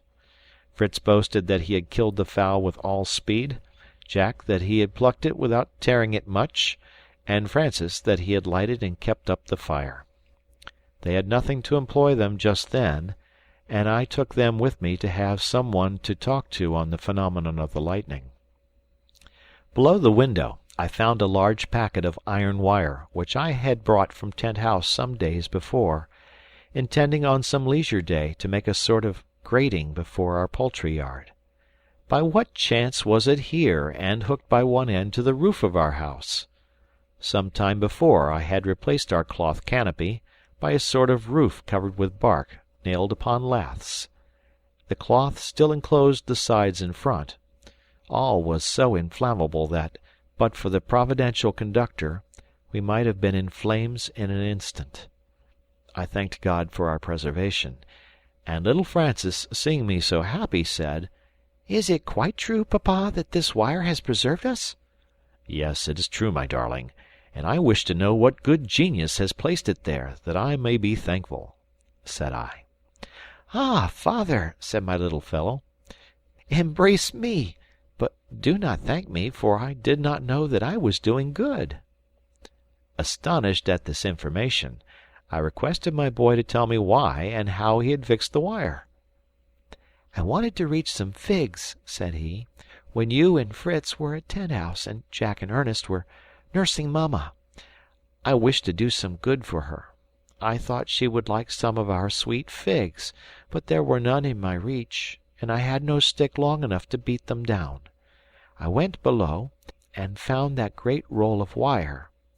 I tried to break a piece off, but could not, and I then determined to carry the whole up to our dwelling, and to bend one end into a hook, by which I might catch some of the branches and bring them near me to gather the figs. I was very successful at first, and secured 1 or 2 figs. I had my packet of wire on the table by the window, and stood near it myself.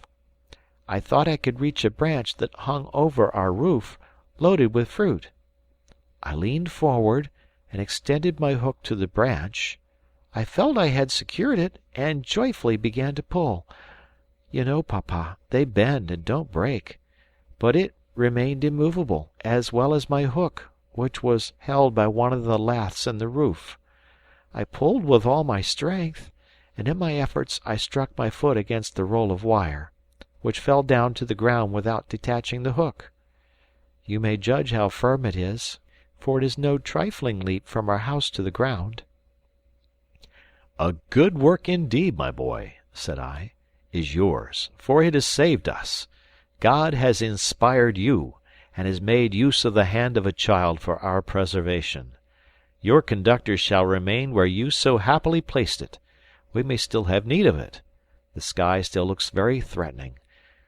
Let us return to your mother, and take a light with us."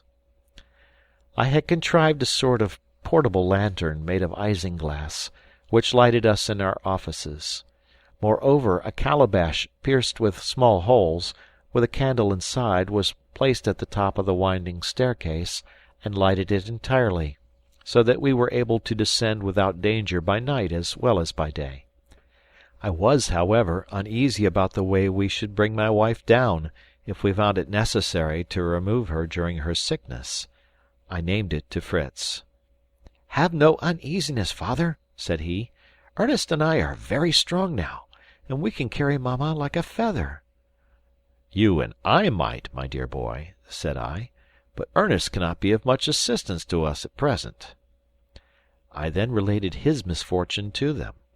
They were distressed and astonished, not comprehending the cause, which I promised to explain. They wished now, however, to see their brother. Fritz then requested, in a low tone of voice, that he might go to Tent-House, to see if the vessel and the captain had arrived. Seeing his brothers listening with curiosity, I thought it best to tell them the affair, requesting them, however, not to name it to their mother at present. Jack, who was now about 14 years of age, listened with a most intense interest, his eyes sparkling with joy and surprise. "A vessel! People from Europe! Do you think they have come to seek us? Perhaps they are our relations and friends." "How glad should I be," said Frances, "if my good grandmamma were there. She loved me so much, and was always giving me sweetmeats." This was the mother of my dear wife, from whom she had parted with extreme regret.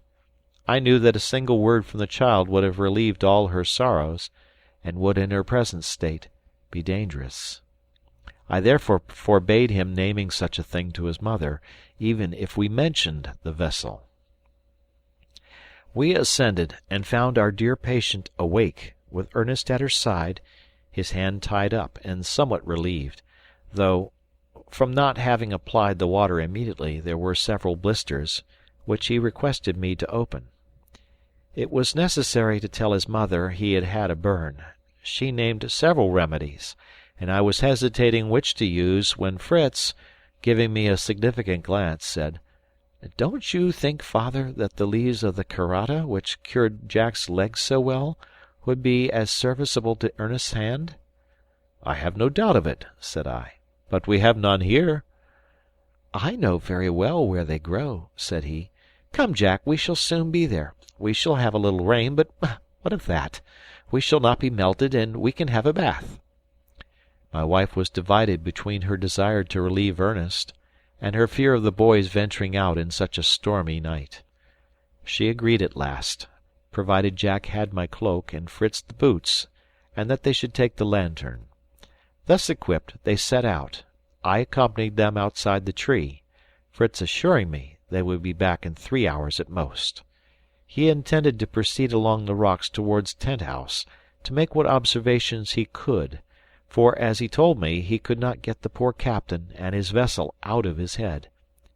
It was now 7 o'clock. I gave them my blessing, and left them with injunctions to be prudent, and returned with an anxious heart to my invalids. End of chapter.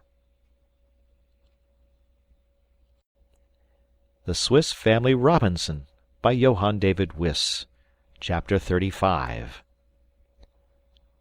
On entering, I found Francis sitting on his mother's bed, telling her the story of the lightning, of the wire which was called a conductor, of the figs that he was going to gather for her, and that papa had called him, little Francis, the preserver of the whole family.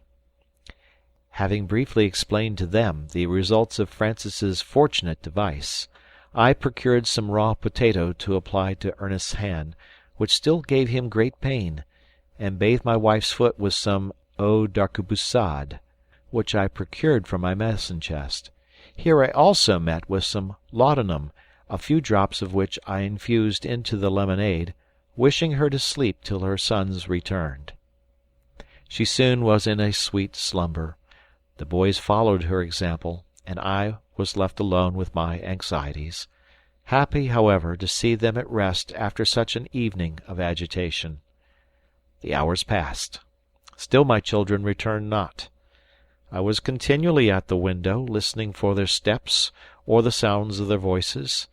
I heard only the rain falling in torrents, the waves breaking against the rocks, and the wind howling frightfully. I could not help thinking of the danger they ran, having twice to cross the river, which was doubtless swollen by the rain.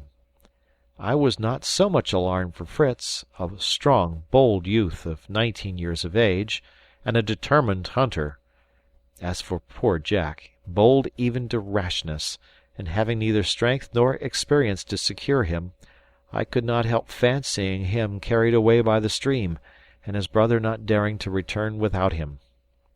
My wife occasionally awoke, but the narcotic stupefied her. She still did not perceive the absence of her sons. Francis slept tranquilly, but when Ernest awoke, and heard the tempest so terribly augmented, he was almost distracted. All his selfishness, all his indolence disappeared. He entreated me to allow him to go in search of his brothers, and with difficulty I detained him. To convince him that he was not the sole cause of the danger of Fritz and Jack, I related to him, for the first time, the history of the boat and the vessel, and assured him that the great cause of their anxiety to go over to Tent-House was to search for some traces of the unfortunate seamen and their vessel, exposed to that furious sea. "And Fritz also is exposed to that sea," cried Ernest. "I know it. I am sure that he is at this moment in his canoe, struggling against the waves." "And Jack, my poor Jack," sighed I, infected with his fears. "No, father," added Ernest. "Be composed. Fritz will not be so imprudent. He will have left Jack in our house at the rock, and probably, seeing the hopelessness of his undertaking, he has returned himself now, and is waiting there till the stream subsides a little. Do allow me to go, dear father. You have ordered me cold water for my burnt hand, and it will certainly cure it to get it well wet." I could not consent to expose my third son to the tempest, which was now become frightful. The sailcloth which covered our window was torn into 1,000 pieces, and carried away. The rain, like a deluge, forced itself into our dwelling, even to the bed where my wife and child were lying. I could neither make up my mind to leave them myself in this perilous situation, nor to spare my boy, who could not even be of any use to his brothers. I commanded him to remain, succeeded in persuading him of their probable safety, and induced him to lie down to rest. Now, in my terrible solitude, I turn to him who tempers the wind to the shorn lamb, who forbids us not to address him in the trials he sends us, to beseech him to soften them, or to give us strength to bear them. Kneeling down, I dared to supplicate him to restore me my children, submissively adding, after the example of our blessed Saviour, "Yet not my will, but thine be done, O Lord." My prayers appeared to be heard. The storm gradually abated, and the day began to break. I awoke Ernest, and having dressed his wounded hand, he set out for Tent-House in search of his brothers. I followed him with my eyes as far as I could see. The whole country appeared one vast lake, and the road to Tent-House was like the bed of a river. But, protected by his good gaiters of buffalo skin, he proceeded fearlessly and was soon out of my sight. I was recalled from the window by the voice of my wife, who was awake, and anxiously inquiring for her sons. "They are gone," said I, "to gather the leaves of the carrata for Ernest's burnt hand, and he wished to go too." Her deep sleep had entirely chased from her memory all the events of the previous evening, and I was glad to allow Francis to repeat his little tale of the burn and his conductor in order to gain time. She was astonished and uneasy to hear of Ernest's accident, and was afraid he would get wet in searching for the carrata, little aware of the hours of anguish I had endured waiting and watching for those she believed had only just left home. At that moment the dear and well-known voices were heard under the great window. "Father, I'm bringing back my brothers!" cried Ernest. "Yes, papa, we are all alive, and wet as fishes," added the sweet voice of Jack. "But not without having had our troubles," said the manly voice of Fritz. I rushed down the staircase to meet them, and, embracing them, I led them, trembling with emotion, to the bed of their mother, who could not comprehend the transport of joy I expressed. "Dear Elizabeth," said I, Here are our sons. God has given them to us a second time." "Have we then been in any danger of losing them?" said she. "What is the meaning of this?" They saw their mother was unconscious of their long absence, and assured her it was only the storm which had so completely wetted them, that it alarmed me. I hastened to get them to change their clothes, and go to bed a little while to rest themselves, as, however anxious I was myself, I wished to prepare my wife for their recital, and also to tell her of the vessel. Jack would not go till he had produced his bundle of the carrata leaves. "There is enough for 36 thunderstorms," said he, "and I will prepare them. I have had some experience with my own, and I know the best method."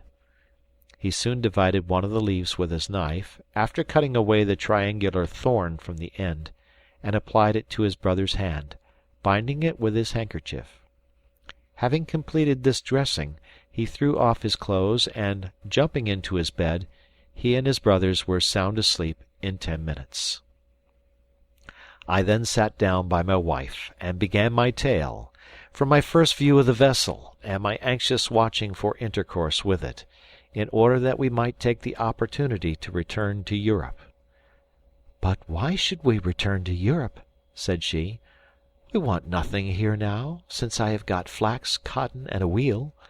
Our children lead an active, healthy, and innocent life, and live with us, which they might not do in the world. For 4 years we have been happy here, and what shall we find in Europe to compensate us for what we leave here? Poverty, war, and none of those things which we have here abundantly." "But we should find grandmamma," said little Francis, and stopped, recollecting my prohibition. He had, however, said sufficient to bring tears to his mother's eyes. "You are right, my darling," said she. "That is my sole regret. But my dear parent was aged and infirm. In all probability I should no longer find her in this world, and if removed to heaven, she watches over us in this island, as well as if we were in Europe." After my dear wife had subdued the agitation this remembrance caused her, I pursued the conversation as follows. End of chapter. The Swiss Family Robinson by Johann David Wyss. Chapter 36. "I see, my dear wife," said I, "that you, as well as the rest of my family, are contented to remain on this island, where it seems it is the will of God for us to dwell, as it is improbable that in such a tempest Captain Johnson would risk approaching the island, if indeed it has not already been fatal to him. I'm impatient to learn if Fritz has any tidings of him, for it was on the shore near Tent House that he and Jack passed the night." "Well done, my good and courageous boys," said their mother. "They might at any rate have given assistance to them if wrecked." "You are more courageous than I am, my dear Elizabeth," answered I. "I have passed the whole night mourning for my children, and you think only of the good they might have done to their fellow creatures." My sons were awake by this time, and I eagerly inquired if they had discovered any traces of the vessel. Fritz said they had not, but he feared it would never be able to resist the fury of the tempest. "No, indeed," said Jack. "Those mountains of waves, which were not fixtures like other mountains, came full gallop to swallow up Fritz the Great, Jack the Little, and their fine canoe. My wife nearly fainted when she heard they had ventured on that terrible sea, and I reminded Fritz that I had forbidden him to do this. "But you have often said to me, papa," said he, "do unto others as you would they should do unto you, and what a happiness it would have been to us, when our vessel was wrecked, if we had seen a canoe!" "With 2 bold men coming to our assistance," said Jack. "But go on with your story, Fritz." Fritz continued. "We proceeded first to the rocks, and with some difficulty, and not until Jack had shed some blood in the cause, we secured the carrata leaves with their ugly thorns at the end. When our sack was full, we proceeded along the rocks towards Tent House. From this height I tried to discover the ship, but the darkness obscured everything. Once I thought I perceived at a great distance a fixed light, which was neither a star nor the lightning, and which I lost sight of occasionally. We had now arrived at the cascade, which, from the noise, seemed much swollen by the rain. Our great stones were quite hidden by a boiling foam. I would have attempted to cross, if I had been alone, but, with Jack on my shoulders, I was afraid of the risk. I therefore prepared to follow the course of the river to Family Bridge. The wet ground continually brought us on our knees, and with great difficulty we reached the bridge. But judge of our consternation! The river had risen so much that the planks were covered, and as we conceived, the whole was destroyed. I then told Jack to return to Falcon's Nest with the carrata leaves, and I would swim across the river. I returned about 100 yards up the stream to find a wider and less rapid part, and easily crossed. Judge of my surprise when I saw a human figure approaching to meet me. I had no doubt it was the captain of the vessel, and it was Captain Jack, sans peur et sans reproche, said the bold little fellow. I was determined not to return home a poltroon who was afraid of the water. When Fritz was gone, I tried the bridge, and soon found there was not sufficient water over it to risk my being drowned. I took off my boots, which might have made me slip, and my cloak, which was too heavy, and, making a dart, I ran with all my strength across, and reached the other side. I put on my boots, which I had in my hands, and advanced to meet Fritz, who called out as soon as he saw me, "Is that you, Captain?" I tried to say, "Yes, certainly," in a deep tone, but my laughter betrayed me. "To my great regret," said Fritz, "I should truly have preferred meeting Captain Johnson, but I fear he and his people are at the bottom of the sea." After meeting with Jack, we proceeded to Tent House, where we kindled a good fire, and dried ourselves a little. We then refreshed ourselves with some wine which remained on the table where you had entertained the captain, and proceeded to prepare a signal to inform the vessel we were ready to receive them. We procured a thick bamboo cane from the magazine. I fixed firmly to one end of it the large lantern of the fish's bladder you gave us to take. I filled the lamp with oil, and placed in it a thick cotton wick, which, when lighted, was very brilliant. Jack and I then placed it on the shore at the entrance of the bay.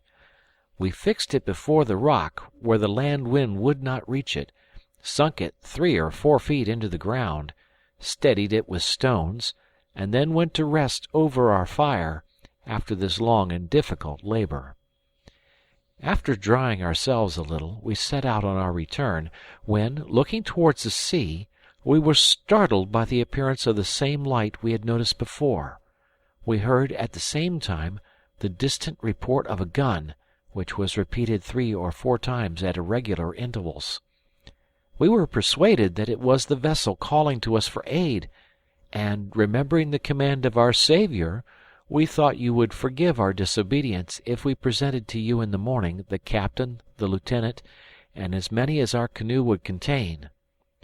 We entered it then without any fear, for you know how light and well balanced it is, and, rowing into the bay, the sail was spread to the wind, and we had no more trouble. I then took the helm.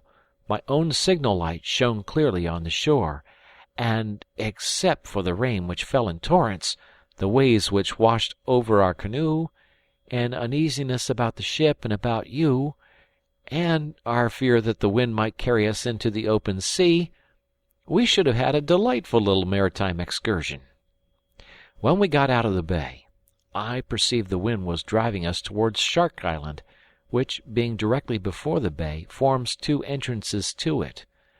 I intended to go round it and disembark there if possible, that I might look out for some trace of the ship. But we found this impossible. The sea ran too high.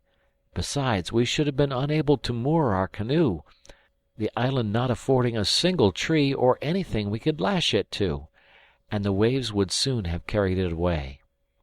We had now lost sight of the light, and hearing no more signals, I began to think on your distress when we did not arrive at the hour we promised.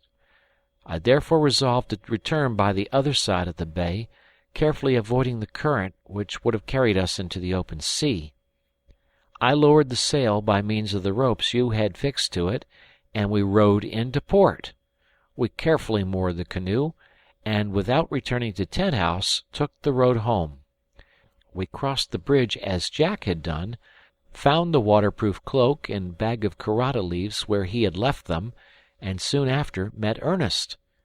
As it was daylight, I did not take him for the captain, but knew him immediately, and felt the deepest remorse when I heard from him in what anxiety and anguish you had passed the night.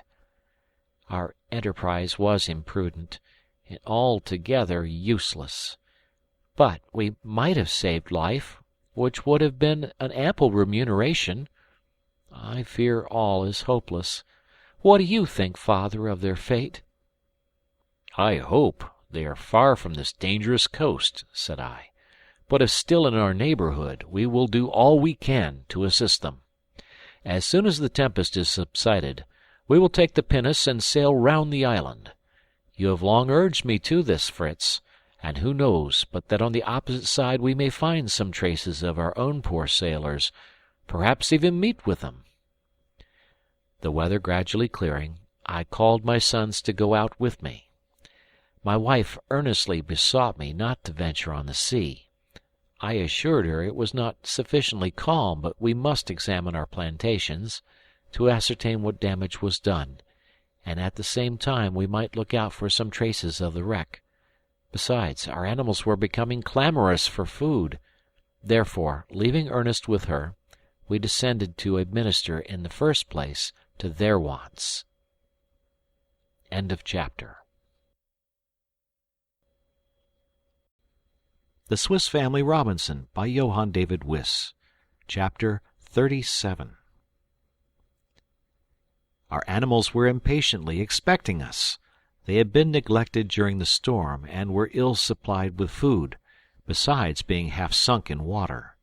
The ducks and the flamingo liked it well enough, and were swimming comfortably in the muddy water, but the quadrupeds were complaining aloud, each in his own proper language, and making a frightful confusion of sounds. Valiant especially, the name Francis had bestowed on the calf I had given him to bring up, bleated incessantly for his young master, and could not be quieted till he came. It is wonderful how this child, only 12 years old, had tamed and attached this animal, though sometimes so fierce. With him he was as mild as a lamb. The boy rode on his back, guiding him with a little stick with which he just touched the side of his neck as he wished him to move. But if his brothers had ventured to mount, they would have been certainly thrown off. A pretty sight was our cavalry, Fritz on his handsome onagra, Jack on his huge buffalo, and Francis on his young bull. There was nothing left for Ernest but the donkey, and its slow and peaceful habits suited him very well. Francis ran up to his favourite, who showed his delight at seeing him as well as he was able, and at the first summons followed his master from the stable. Fritz brought out Lightfoot, Jack his buffalo, and I followed with the cow and the ass. We left them to sport about at liberty on the humid earth till we removed the water from their stable, and supplied them with fresh food. We then drove them in, considering it advisable to pursue our expedition on foot, lest the bridge should still be overflowed. Francis was the superintendent of the fowls, and knew every little chicken by name. He called them out and scattered their food for them, and soon had his beautiful and noisy family fluttering round him. After having made all our animals comfortable, and given them their breakfast, we began to think of our own. Francis made a fire and warmed some chicken broth for his mother. For ourselves, we were contented with some new milk, some salt herrings, and cold potatoes. I had often searched in my excursions for the precious breadfruit tree, so highly spoken of by modern travellers, which I had hoped might be found in our island from its favourable situation, but I had hitherto been unsuccessful. We were unable to procure the blessing of bread. Our ship biscuit had long been exhausted, and though we had sown our European corn, we had not yet reaped any. After we had together knelt down to thank God for our merciful protection through the terrors of the past night, and we besought him to continue it, we prepared to set out.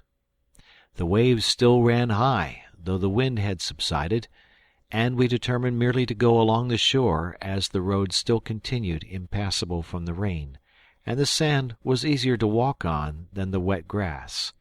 Besides, our principal motive for the excursion was to search for any traces of a recent shipwreck. At first we could discover nothing, even with a telescope, but Fritz, mounting a high rock, fancied he discovered something floating towards the island. He besought me to allow him to take the canoe, which was still where he had left it on the preceding night. As the bridge was now easy to cross, I consented, only insisting on accompanying him to assist in managing it. Jack, who was much afraid of being left behind, was the first to leap in and seize an oar. There was, however, no need of it. I steered my little boat into the current, and we were carried away with such velocity as almost to take our breath. Fritz was at the helm, and appeared to have no fear. I will not say his father was so tranquil. I held Jack for fear of accidents, but he only laughed and observed to his brother that the canoe galloped better than Lightfoot. We were soon in the open sea, and directed our canoe towards the object we had remarked, and which we still had in sight. We were afraid it was the boat upset, but it proved to be a tolerably large cask, which had probably been thrown overboard to lighten the distressed vessel. We saw several others, but neither mast nor plank to give us any idea that the vessel and boat had perished. Fritz wished much to have made the circuit of the island, to assure ourselves of this, but I would not hear of it. I thought of my wife's terror. Besides, the sea was still too rough for our frail bark, and we had, moreover, no provisions. If my canoe had not been well built, it would have run great risk of being overset by the waves, which broke over it. Jack, when he saw one coming, lay down on his face, saying he preferred having them on his back rather than in his mouth. He jumped up as soon as it passed to help to empty the canoe, till another wave came to fill it again. But, thanks to my outriggers, we preserved our balance very well, and I consented to go as far as Cape Disappointment, which merited the name a second time, for we found no trace here of the vessel, though we mounted the hill, and thus commanded a wide extent of view. As we looked round the country, it appeared completely devastated. Trees torn up by the roots, plantations levelled with the ground, water collected into absolute lakes, all announced desolation, and the tempest seemed to be renewing. The sky was darkened, the wind arose, and was unfavourable for our return. Nor could I venture the canoe upon the waves. Every instant it was becoming more formidable. We moored our bark to a large palm tree we found at the foot of the hill, near the shore, and set out by land to our home. We crossed the Gourd Wood and the Wood of Monkeys, and arrived at our farm, which we found, to our great satisfaction, had not suffered much from the storm. The food we had left in the stables was nearly consumed, from which we concluded that the animals we had left here had sheltered themselves during the storm. We refilled the mangers with the hay we had preserved in the loft, and observing the sky getting more and more threatening, we set out without delay for our house, from which we were yet a considerable distance. To avoid Flamingo Marsh, which was towards the sea, and Rice Marsh towards the rock, we determined to go through Cotton Wood, which would save us from the wind, which was ready to blow us off our feet. I was still uneasy about the ship, which the lieutenant had told me was out of repair, but I indulged a hope that they might have taken refuge in some bay, or found anchorage on some hospitable shore, where they might get their vessel into order. Jack was alarmed lest they should fall into the hands of the anthropophagi, who eat men like hares or sheep, of which he had read in some book of travels, and excited the ridicule of his brother, who was astonished at his ready belief of travellers' tales, which he asserted were usually false. "But Robinson Crusoe would not tell a falsehood," said Jack indignantly. "And there were cannibals came to his island, and were going to eat Friday if he had not saved him." "Oh, Robinson could not tell a falsehood," said Fritz, "because he never existed. The whole history is a romance. Is that not the name, father, that is given to works of the imagination?" "It is," said I. "But we must not call Robinson Crusoe a romance. Though Robinson himself, and all the circumstances of his history, are probably fictitious, the details are all founded on truth, on the adventures and descriptions of voyagers who may be depended upon, and unfortunate individuals who have actually been wrecked on unknown shores. If ever our journal should be printed, many may believe that it is only a romance, a mere work of the imagination." My boys hoped we should not have to introduce any savages into our romance, and were astonished that an island so beautiful had not tempted any to inhabit it. In fact, I had often been myself surprised at this circumstance, but I told them many voyagers had noticed islands apparently fertile and yet uninhabited. Besides, the chain of rocks which surrounded this might prevent the approach of savages, unless they had discovered the little bay of safety where we had landed. Fritz said he anxiously desired to circumnavigate the island, in order to ascertain the size of it, and if there were similar chains of rocks on the opposite side. I promised him, as soon as the stormy weather was past, and his mother well enough to remove to Tent House, we would take our pinnace and set out on our little voyage. We now approached the marsh, and he begged me to let him go and cut some canes, as he projected making a sort of carriage for his mother. As we were collecting them, he explained his scheme to me. He wished to weave of these reeds, which were very strong, a large and long sort of pannier, in which his mother might sit or recline, and which might be suspended between two strong bamboo canes by handles of rope. He then purposed to yoke two of our most gentle animals, the cow and the ass, the one before and the other behind, between these shafts, the leader to be mounted by one of the children as director, the other would follow naturally, and the good mother would thus be carried, as if in a litter, without any danger of jolting. I was pleased with this idea, and we all set to work to load ourselves each with a huge burden of reeds. They requested me not to tell my wife, that they might give her an agreeable surprise. It needed such affection as ours to induce us to the undertaking in such unpropitious weather. It rained in torrents, and the marsh was so soft and wet that we were in danger of sinking at every step. However, I could not be less courageous than my sons, whom nothing daunted, and we soon made up our bundles, and, placing them on our heads, we formed a sort of umbrella which was not without its benefits. We soon arrived at Falcon's Nest. Before we reached the tree, I saw a fire shine to such a distance that I was alarmed, but soon found it was only meant for our benefit by our kind friends at home. When my wife saw the rain falling, she had instructed her little assistant to make a fire in our usual cooking place, at a little distance from the tree, and protected by a canopy of waterproof cloth from the rain. The young cook had not only kept up a good fire to dry us on our return, but had taken the opportunity of roasting 24 of those excellent little birds which his mother had preserved in butter, and which, all arranged on the old sword which served us as a spit, was just ready for our arrival, and the fire and feast were equally grateful to the hungry, exhausted, and wet travelers who sat down to enjoy them.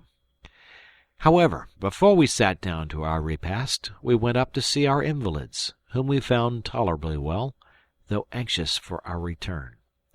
Ernest, with his sound hand, and the assistance of Francis, has succeeded in forming a sort of rampart before the opening into the room, composed of the 4 hammocks in which he and his brothers slept, placed side by side on end. This sufficiently protected them from the rain, but excluded the light, so that they had been obliged to light a candle, and Ernest had been reading to his mother in a book of voyages that had formed part of the captain's small library. It was a singular coincidence that while we were talking of the savages on the way home, they were also reading of them, and I found my dear wife much agitated by the fears these accounts had awakened in her mind. After soothing her terrors, I returned to the fire to dry myself and to enjoy my repast. Besides the birds, Francis had prepared fresh eggs and potatoes for us.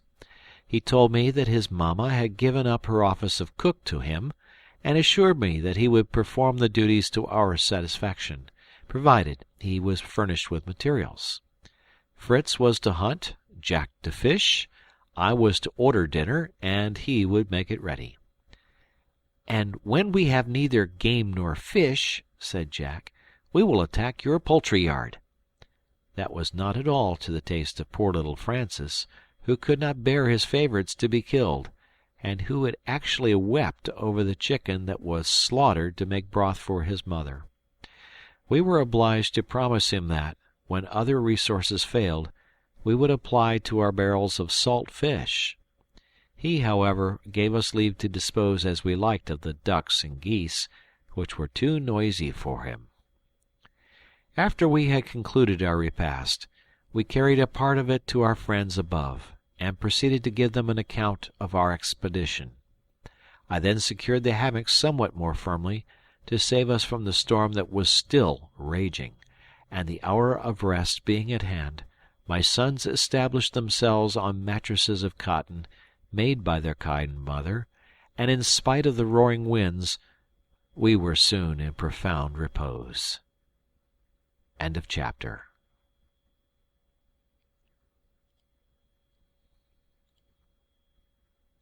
The Swiss Family Robinson by Johann David Wyss. Chapter 38. The storm continued to rage the whole of the following day, and even the day after with the same violence. Happily our tree stood firm, though several branches were broken, amongst others that to which Francis's wire was suspended.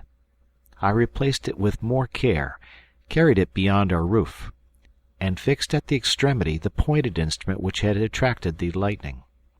I then substituted for the hammocks before the window strong planks, which remained for my building, and which my sons assisted me to raise with pulleys, after having sawed them to the proper length. Through these I made loopholes, to admit the light and air. In order to carry off the rain, I fixed a sort of spout, made of the wood of a tree I had met with, which was unknown to me, though apparently somewhat like the elder. The whole of the tree, almost to the bark, was filled up with a sort of pith, easily removed. From this tree I made the pipes for our fountain, and the remainder was now useful for these rain-spouts. I employed those days in which I could not go out, in separating the seeds and grain, of which I saw we should have need, and in mending our work-tools. My sons, in the meantime, nestled under the tree among the roots, were incessantly employed in the construction of the carriage for their mother. The Karatas had nearly completed the cure of Ernest's hand, and he was able to assist his brothers preparing the canes, which Fritz and Jack wove between the flat wooden wands, with which they had made the frame of their pannier. They succeeded in making it so strong and close that they might have carried liquids in it. My dear wife's foot and leg were gradually improving, and I took the opportunity of her confinement to reason with her on her false notion of the dangers of the sea, and to represent to her the gloomy prospect of our sons if they were left alone in the island. She agreed with me, but could not resolve to leave it. She hoped God would send some vessel to us which might leave us some society, and after all, if our sons were left, she pointed out to me, that they had our beautiful pinnace, and might at any time of their own accord leave the island. "And why should we anticipate the evils of futurity, my dear friend?" said she. "Let us think only of the present. I am anxious now to know if the storm has spared my fine kitchen garden." "You must wait a little," said I. "I am as uneasy as you, for my maize plantations, my sugar canes, and my cornfields. At last, one night, the storm ceased, the clouds passed away, and the moon showed herself in all her glory. How delighted we were! My wife got me to remove the large planks I had placed before the opening, and the bright moonbeams streamed through the branches of the tree into our room. A gentle breeze refreshed us, and so delighted were we in gazing on that sky of promise that we could scarcely bear to go to bed, but spent half the night in projects for the morrow. The good mother alone said that she could not join in our excursions. Jack and Francis smiled at each other as they thought of their litter, which was now nearly finished. A bright sun awoke us early next morning. Fritz and Jack had requested me to allow them to finish their carriage, so, leaving Ernest with his mother, I took Francis with me to ascertain the damage done to the garden at Tent House, about which his mother was so anxious. We easily crossed the bridge, but the water had carried away some of the planks. However, my little boy leaped from one plank to another with great agility, although the distance was sometimes considerable.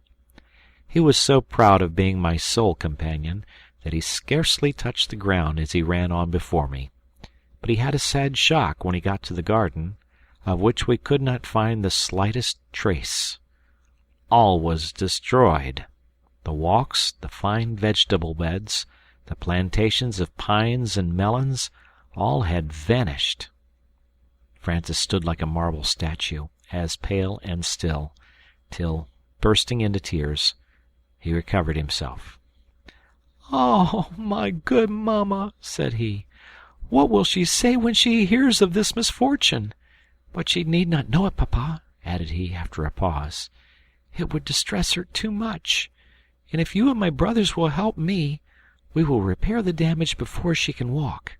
The plants may not be so large, but the earth is moist, and they will grow quickly, and I will work hard to get it into order." I embraced my dear boy, and promised him this should be our first work. I feared we should have many other disasters to repair, but a child of 12 years old gave me an example of resignation and courage. We agreed to come next day to begin our labor, for the garden was too well situated for me to abandon it. It was on a gentle declivity at the foot of the rocks, which sheltered it from the north wind, and was conveniently watered from the cascade. I resolved to add a sort of bank or terrace to protect it from the violent rains, and Francis was so pleased with the idea that he began to gather the large stones which were scattered over the garden, and to carry them to the place where I wished to build my terrace. He would have worked all day, if I had allowed him, but I wanted to look after my young plantations, my sugar canes, and my fields, and after the destruction I had just witnessed, I had everything to fear. I proceeded to the avenue of fruit trees that led to Tent House, and was agreeably surprised. All were half bowed to the ground, as well as the bamboos that supported them, but few were torn up, and I saw that my sons and I, with a labor of 2 or 3 days, could restore them. Some of them had already begun to bear fruit, but all was destroyed for this year. This was, however, a trifling loss compared with what I had anticipated, for having no more plants of European fruits, I could not have replaced them. Besides, having resolved to inhabit Tent House at present entirely, being there defended from storms, it was absolutely necessary to contrive some protection from the heat. My new plantations afforded little shade yet, and I trembled to propose to my wife to come and inhabit these burning rocks. Francis was gathering some of the beautiful unknown flowers of the island for his mother, and when he had formed his nosegay, bringing it to me, "See, papa," said he, "how the rain has refreshed these flowers. I wish it would rain still. It is so dreadfully hot here. Oh, if we had but a little shade!" "That is just what I was thinking of, my dear," said I.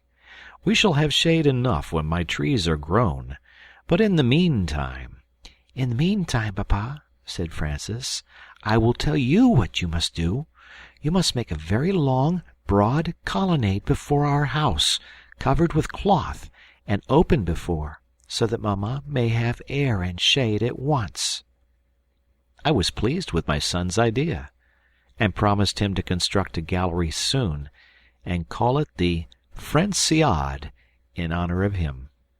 My little boy was delighted that his suggestion should be thus approved, and begged me not to tell his mamma, as he wished to surprise her, as much as his brothers did with their carriage, and he hoped the Franciade might be finished before she visited Tent House. I assured him I would be silent, and we took the road hence, talking about our new colonnade. I projected making it in the most simple and easy way.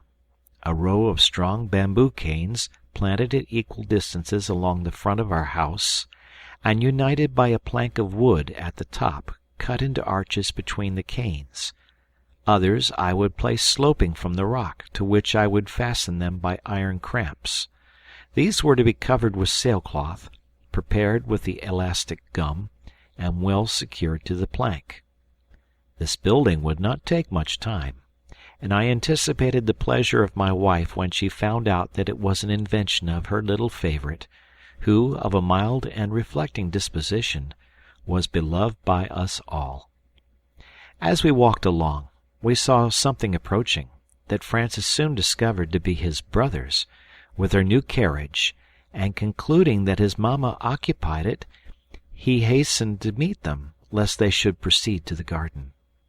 But on our approach we discovered that Ernest was in the litter, which was borne by the cow before, on which Fritz was mounted, and by the ass behind, with Jack on it.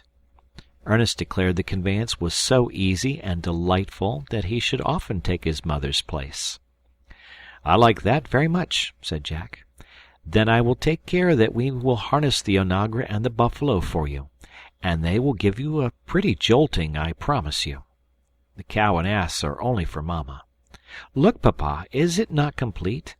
We wished to try it as soon as we finished it, so we got Ernest to occupy it while Mother was asleep."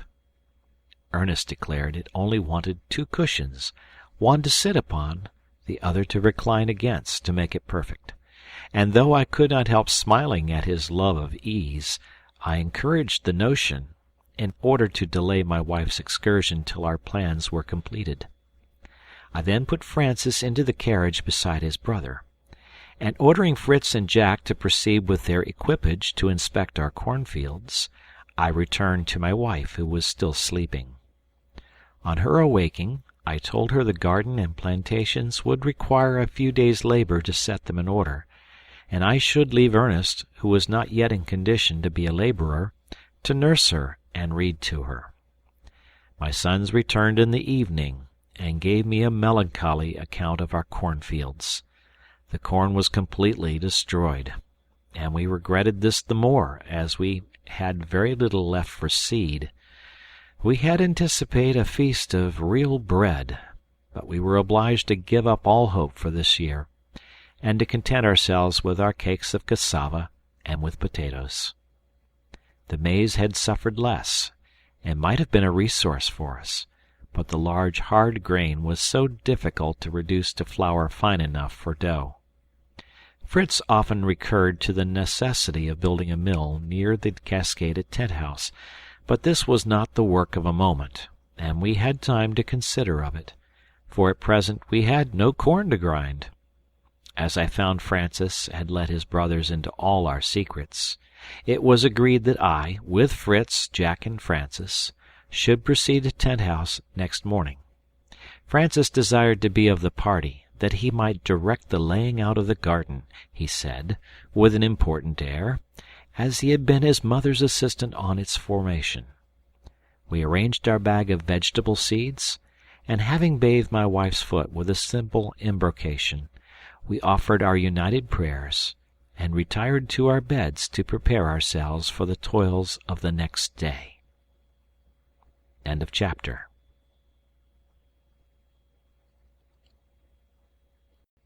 The Swiss Family Robinson by Johann David Wyss. Chapter 39.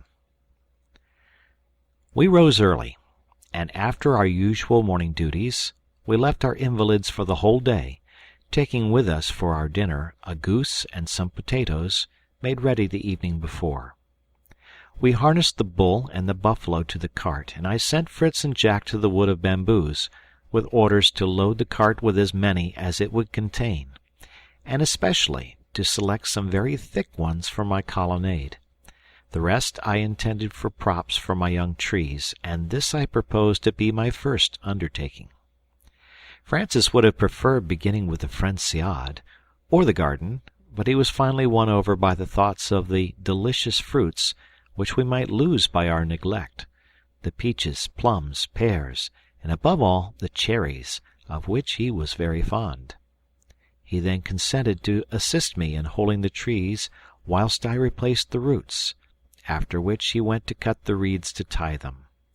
Suddenly I heard him cry, "Papa, papa, there is a large chest come for us. Come and take it." I ran to him, and saw it was the very chest we had seen floating, and which we had taken for the boat at a distance. The waves had left it in our bay, entangled in the reeds, which grew abundantly here. It was almost buried in the sand. We could not remove it alone, and notwithstanding our curiosity, we were compelled to wait for the arrival of my sons. We returned to our work, and it was pretty well advanced when the tired and hungry party returned with their cartload of bamboos.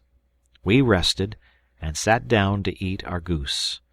Guavas and sweet acorns, which had escaped the storm, and which my sons brought, completed our repast. Fritz had killed a large bird in the marsh, which I took at first for a young flamingo, but it was a young cassowary, the first I had seen in the island. This bird is remarkable for its extraordinary size, and for its plumage, so short and fine that it seems rather to be hair than feathers. I should have liked to have had it alive to ornament our poultry yard, and it was so young we might have tamed it, but Fritz's unerring aim had killed it at once. I wished to let my wife see this rare bird, which, if standing on its webbed feet, would have been 4 feet high. I therefore forbade them to meddle with it. As we ate, we talked of the chest, and our curiosity being stronger than our hunger, we swallowed our repast hastily, and then ran down to the shore. We were obliged to plunge into the water up to the waist, and then had some difficulty to extricate it from the weed and slime, and to push it on shore. No sooner had we placed it in safety than Fritz, with a strong hatchet, forced it open, and we all eagerly crowded to see the contents. Fritz hoped it would be powder and firearms. Jack, who was somewhat fond of dress, had notions of elegance, declared in favour of clothes, and particularly of linen, finer and whiter than that which his mother wove. If Ernest had been there, books would have been his desire. For my own part, there was nothing I was more anxious for than European seeds, particularly corn. Francis had a lingering wish that the chest might contain some of those gingerbread cakes which his grandmamma used to treat him with in Europe, and which he had often regretted, but he kept this wish to himself, for fears his brothers should call him little glutton, and assured us that he should like a little pocket-knife with a small saw better than anything in the world, and he was the only one who had his wish.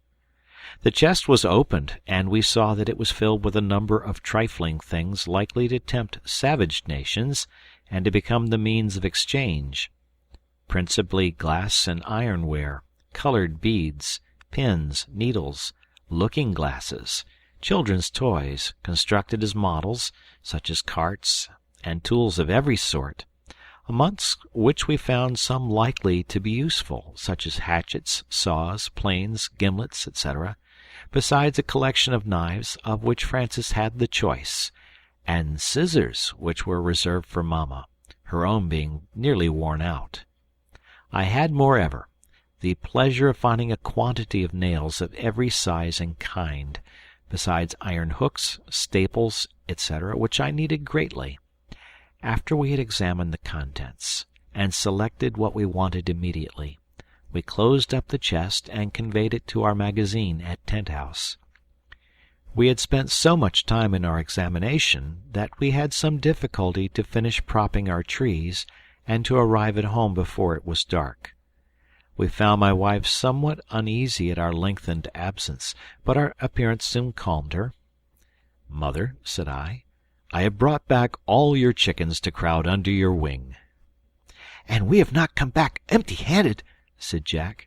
"Look, Mamma, here are a beautiful pair of scissors, a large paper of needles, another of pins, and a thimble. How rich you are now!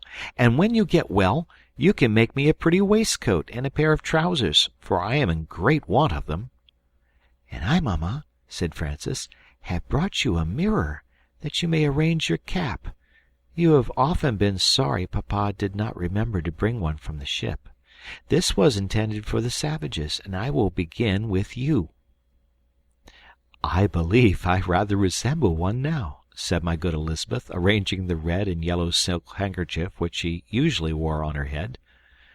"Only, Mamma," said Jack, "when you wear the comical pointed bonnet which Ernest made you." "What matters it," said she, "whether it be pointed or round? It will protect me from the sun, and it is the work of my Ernest, to whom I am much obliged."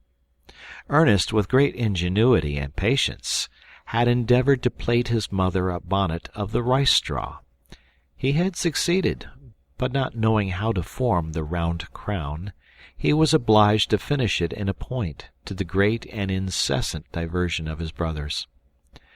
"Mother," said Ernest, in his usual grave and thoughtful tone, "I should not like you to look like a savage. Therefore, as soon as I regain the use of my hand, my first work shall be to make you a bonnet, which I will take care shall be formed with a round crown, as you will lend me one of your large needles, and I will take, to sew the crown on, the head of either Jack or Francis."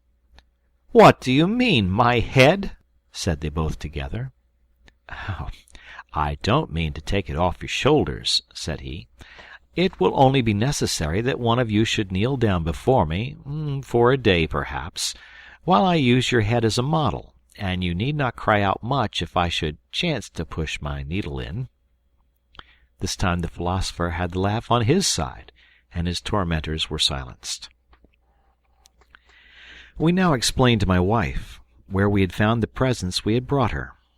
My offerings to her were a light axe, which she could use to cut her firewood with, and an iron kettle, smaller and more convenient than the one she had. Fritz had retired, and now came in dragging with difficulty his huge cassowary. "Here, Mamma," said he, "I brought you a little chicken for your dinner." And the astonishment and laughter again commenced. The rest of the evening was spent in plucking the bird, to prepare part of it for the next day. We then retired to rest, that we might begin our labor early next morning. Ernest chose to remain with his books and his mother, for whom he formed with the mattresses a sort of reclining chair, in which he was able to sit up in bed and sew. Thus she endured a confinement of 6 weeks, without complaint, and in that time got all our clothes put into good order.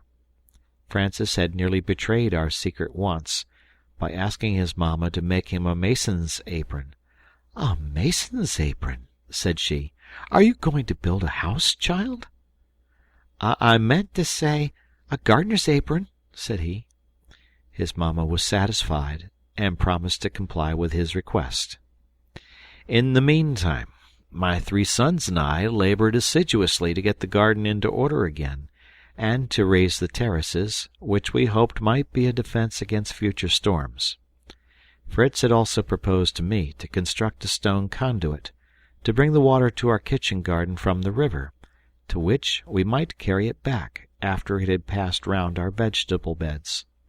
This was a formidable task, but too useful an affair to be neglected, and, aided by the geometrical skill of Fritz and the ready hands of my 2 younger boys, the conduit was completed.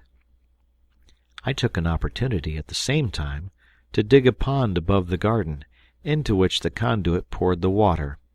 This was always warm with the sun, and, by means of a sluice, we were able to disperse it in little channels to water the garden. The pond would also be useful to preserve small fish and crabs for use. We next proceeded to our embankment. This was intended to protect the garden from any extraordinary overflow of the river, and from the water running from the rocks after heavy rains. We then laid out our garden on the same plan as before, except that I made the walks wider and not so flat. I carried one directly to our house, which in the autumn I intended to plant with shrubs, that my wife might have a shady avenue to approach her garden, where I also planned an arbor furnished with seats as a resting place for her.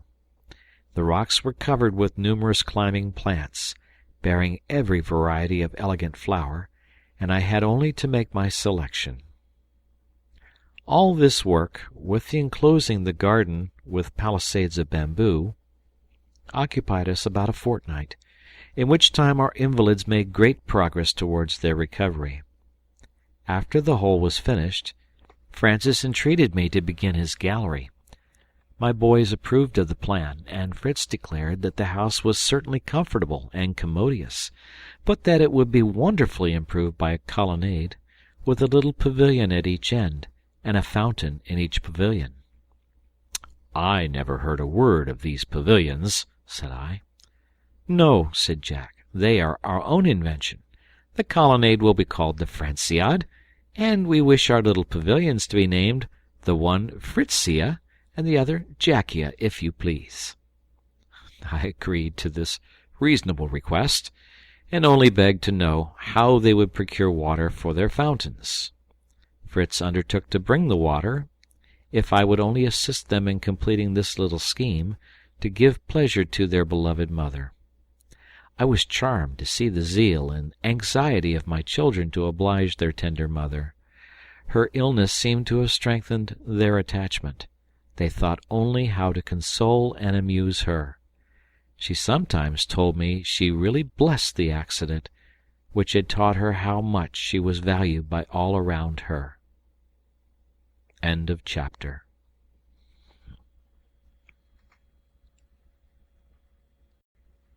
The Swiss Family Robinson by Johann David Wyss. Chapter 40. The next day was Sunday, our happy Sabbath for repose and quiet conversation at home. After passing the day in our usual devotions and sober reading, my 3 elder boys requested my permission to walk towards our farm in the evening. On their return, they informed me it would be necessary to give a few days' labor to our plantations of maize and potatoes. I therefore determined to look to them. Though I was out early next morning, I found Fritz and Jack had been gone some time, leaving only the ass in the stables, which I secured for my own little Francis. I perceived also that they had dismounted my cart and carried away the wheels, from which I concluded that they had met with some tree in their walk the preceding evening, suitable for the pipes for their fountains, and that they had now returned to cut it down and convey it to Tent-house. As I did not know where to meet with them, I proceeded with Francis on the ass to commence his favourite work. I drew my plan on the ground first. At the distance of 12 feet from the rock which formed the front of our house, I marked a straight line of 50 feet, which I divided into 10 spaces of 5 feet each for my colonnade. The 2 ends were to be reserved for the 2 pavilions my sons wished to build. I was busy in my calculations, and Francis placing stakes in the places where I wished to dig, when the cart drove up with our 2 good labourers. They had, as I expected, found the evening before a species of pine well adapted for their pipes. They had cut down 4 of 15 or 20 feet in length, which they had brought on the wheels of the cart drawn by the 4 animals. They had had some difficulty in transporting them to the place, and the greatest still remained, the boring the trunks and then uniting them firmly. I had neither augers nor any tools fit for the purpose. I had certainly constructed a little fountain at Falcon's Nest, but the stream was near at hand, and was easily conveyed by our cane pipes to our tortoise-shell basin. Here the distance was considerable, the ground unequal, and to have the water pure and cool, Underground pipes were necessary. I thought of large bamboos, but Fritz pointed out the knots and the difficulty of joining the pieces, and begged me to leave it to him, as he had seen fountains made in Switzerland, and had no fears of success. In the meantime, all hands set to work at the arcade. We selected 12 bamboos of equal height and thickness, and fixed them securely in the earth at 5 feet from each other. These formed a pretty colonnade, and were work enough for one day. We took care to divert all inquiries at night by discussing the subjects which our invalids had been reading during the day. The little library of our captain was very choice. Besides the voyages and travels, which interested them greatly, there was a good collection of historians, and some of the best poets, for which Ernest had no little taste. However, he requested earnestly that he might be of our party next day, and Francis good-naturedly offered to stay with Mamma, expecting, no doubt, Ernest's congratulations on the forward state of the Française. The next morning, Ernest and I set out, his brothers having preceded us. Poor Ernest regretted, as we went, that he had no share in these happy schemes for his mother. I reminded him, however, of his dutiful care of her during her sickness, and all his endeavours to amuse her. And besides, added I, did you not make her a straw bonnet? Yes, said he, and I now remember what a frightful shape it was. I will try to make a better, and will go tomorrow morning to choose my straw. As we approached Tent-House, we heard a most singular noise echoing at intervals amongst the rocks. We soon discovered the cause. In a hollow of the rocks I saw a very hot fire which Jack was blowing through a cane, whilst Fritz was turning amidst the embers a bar of iron. When it was red hot, they laid it on an anvil I had brought from the ship, and struck it alternately with hammers to bring it to a point. "Well done, my young smiths," said I. "We ought to try all things, and keep what is good. Do you expect to succeed in making your auger? I suppose that is what you want." "Yes, father," said Fritz. "We should succeed well enough if we only had a good pair of bellows. You see, we have already got a tolerable point." Now Fritz could not believe anything was impossible. He had killed a kangaroo the evening before, and skinned it. The flesh made us a dinner. Of the skin he determined to make a pair of bellows. He nailed it, with the hair out, not having time to tan it, to 2 flat pieces of wood, with holes in them. To this he added a reed for the pipe. He then fixed it by means of a long cord and a post to the side of his fire, and Jack, with his hand or foot, blew the fire, so that the iron was speedily red-hot and quite malleable. I then showed them how to twist the iron into a screw, rather clumsy, but which would answer the purpose tolerably well. At one end they formed a ring, in which we placed a piece of wood transversely, to enable them to turn the screw. We then made a trial of it. We placed a tree on 2 props, and Fritz and I managed the auger so well that we had our tree pierced through in a very little time, working first at one end and then at the other. Jack, in the meantime, collected the shavings we made, which he deposited in the kitchen for his mother's use, to kindle the fire. Ernest, meanwhile, was walking about, making observations, and giving his advice to his brothers on the architecture of their pavilions, till, seeing that they were going to bore another tree, he retired into the garden to see the embankment. He returned delighted with the improvements, and much disposed to take some employment. He wanted to assist in boring the tree, but we could not all work at it. I undertook this labour myself, and sent him to blow the bellows, while his brothers laboured at the forge, the work not being too hard for his lame hand. My young smiths were engaged in flattening the iron to make joints to unite their pipes. They succeeded very well, and then began to dig the ground to lay them. Ernest, knowing something of geometry and land surveying, was able to give them some useful hints, which enabled them to complete their work successfully. Leaving them to do this, I employed myself in covering in my long colonnade. After I had placed on my columns a plank cut in arches which united them, and was firmly nailed to them, I extended from it bamboos placed sloping against the rock, and secured to it by cramps of iron, the work of my young smiths. When my bamboo roof was solidly fixed, the canes as close as possible, I filled the interstices with a clay I found near the river, and poured gum over it. I had thus an impervious and brilliant roof, which appeared to be varnished, and striped green and brown. I then raised the floor a foot, in order that there might be no damp, and paved it with the square stones I had preserved when we cut the rock.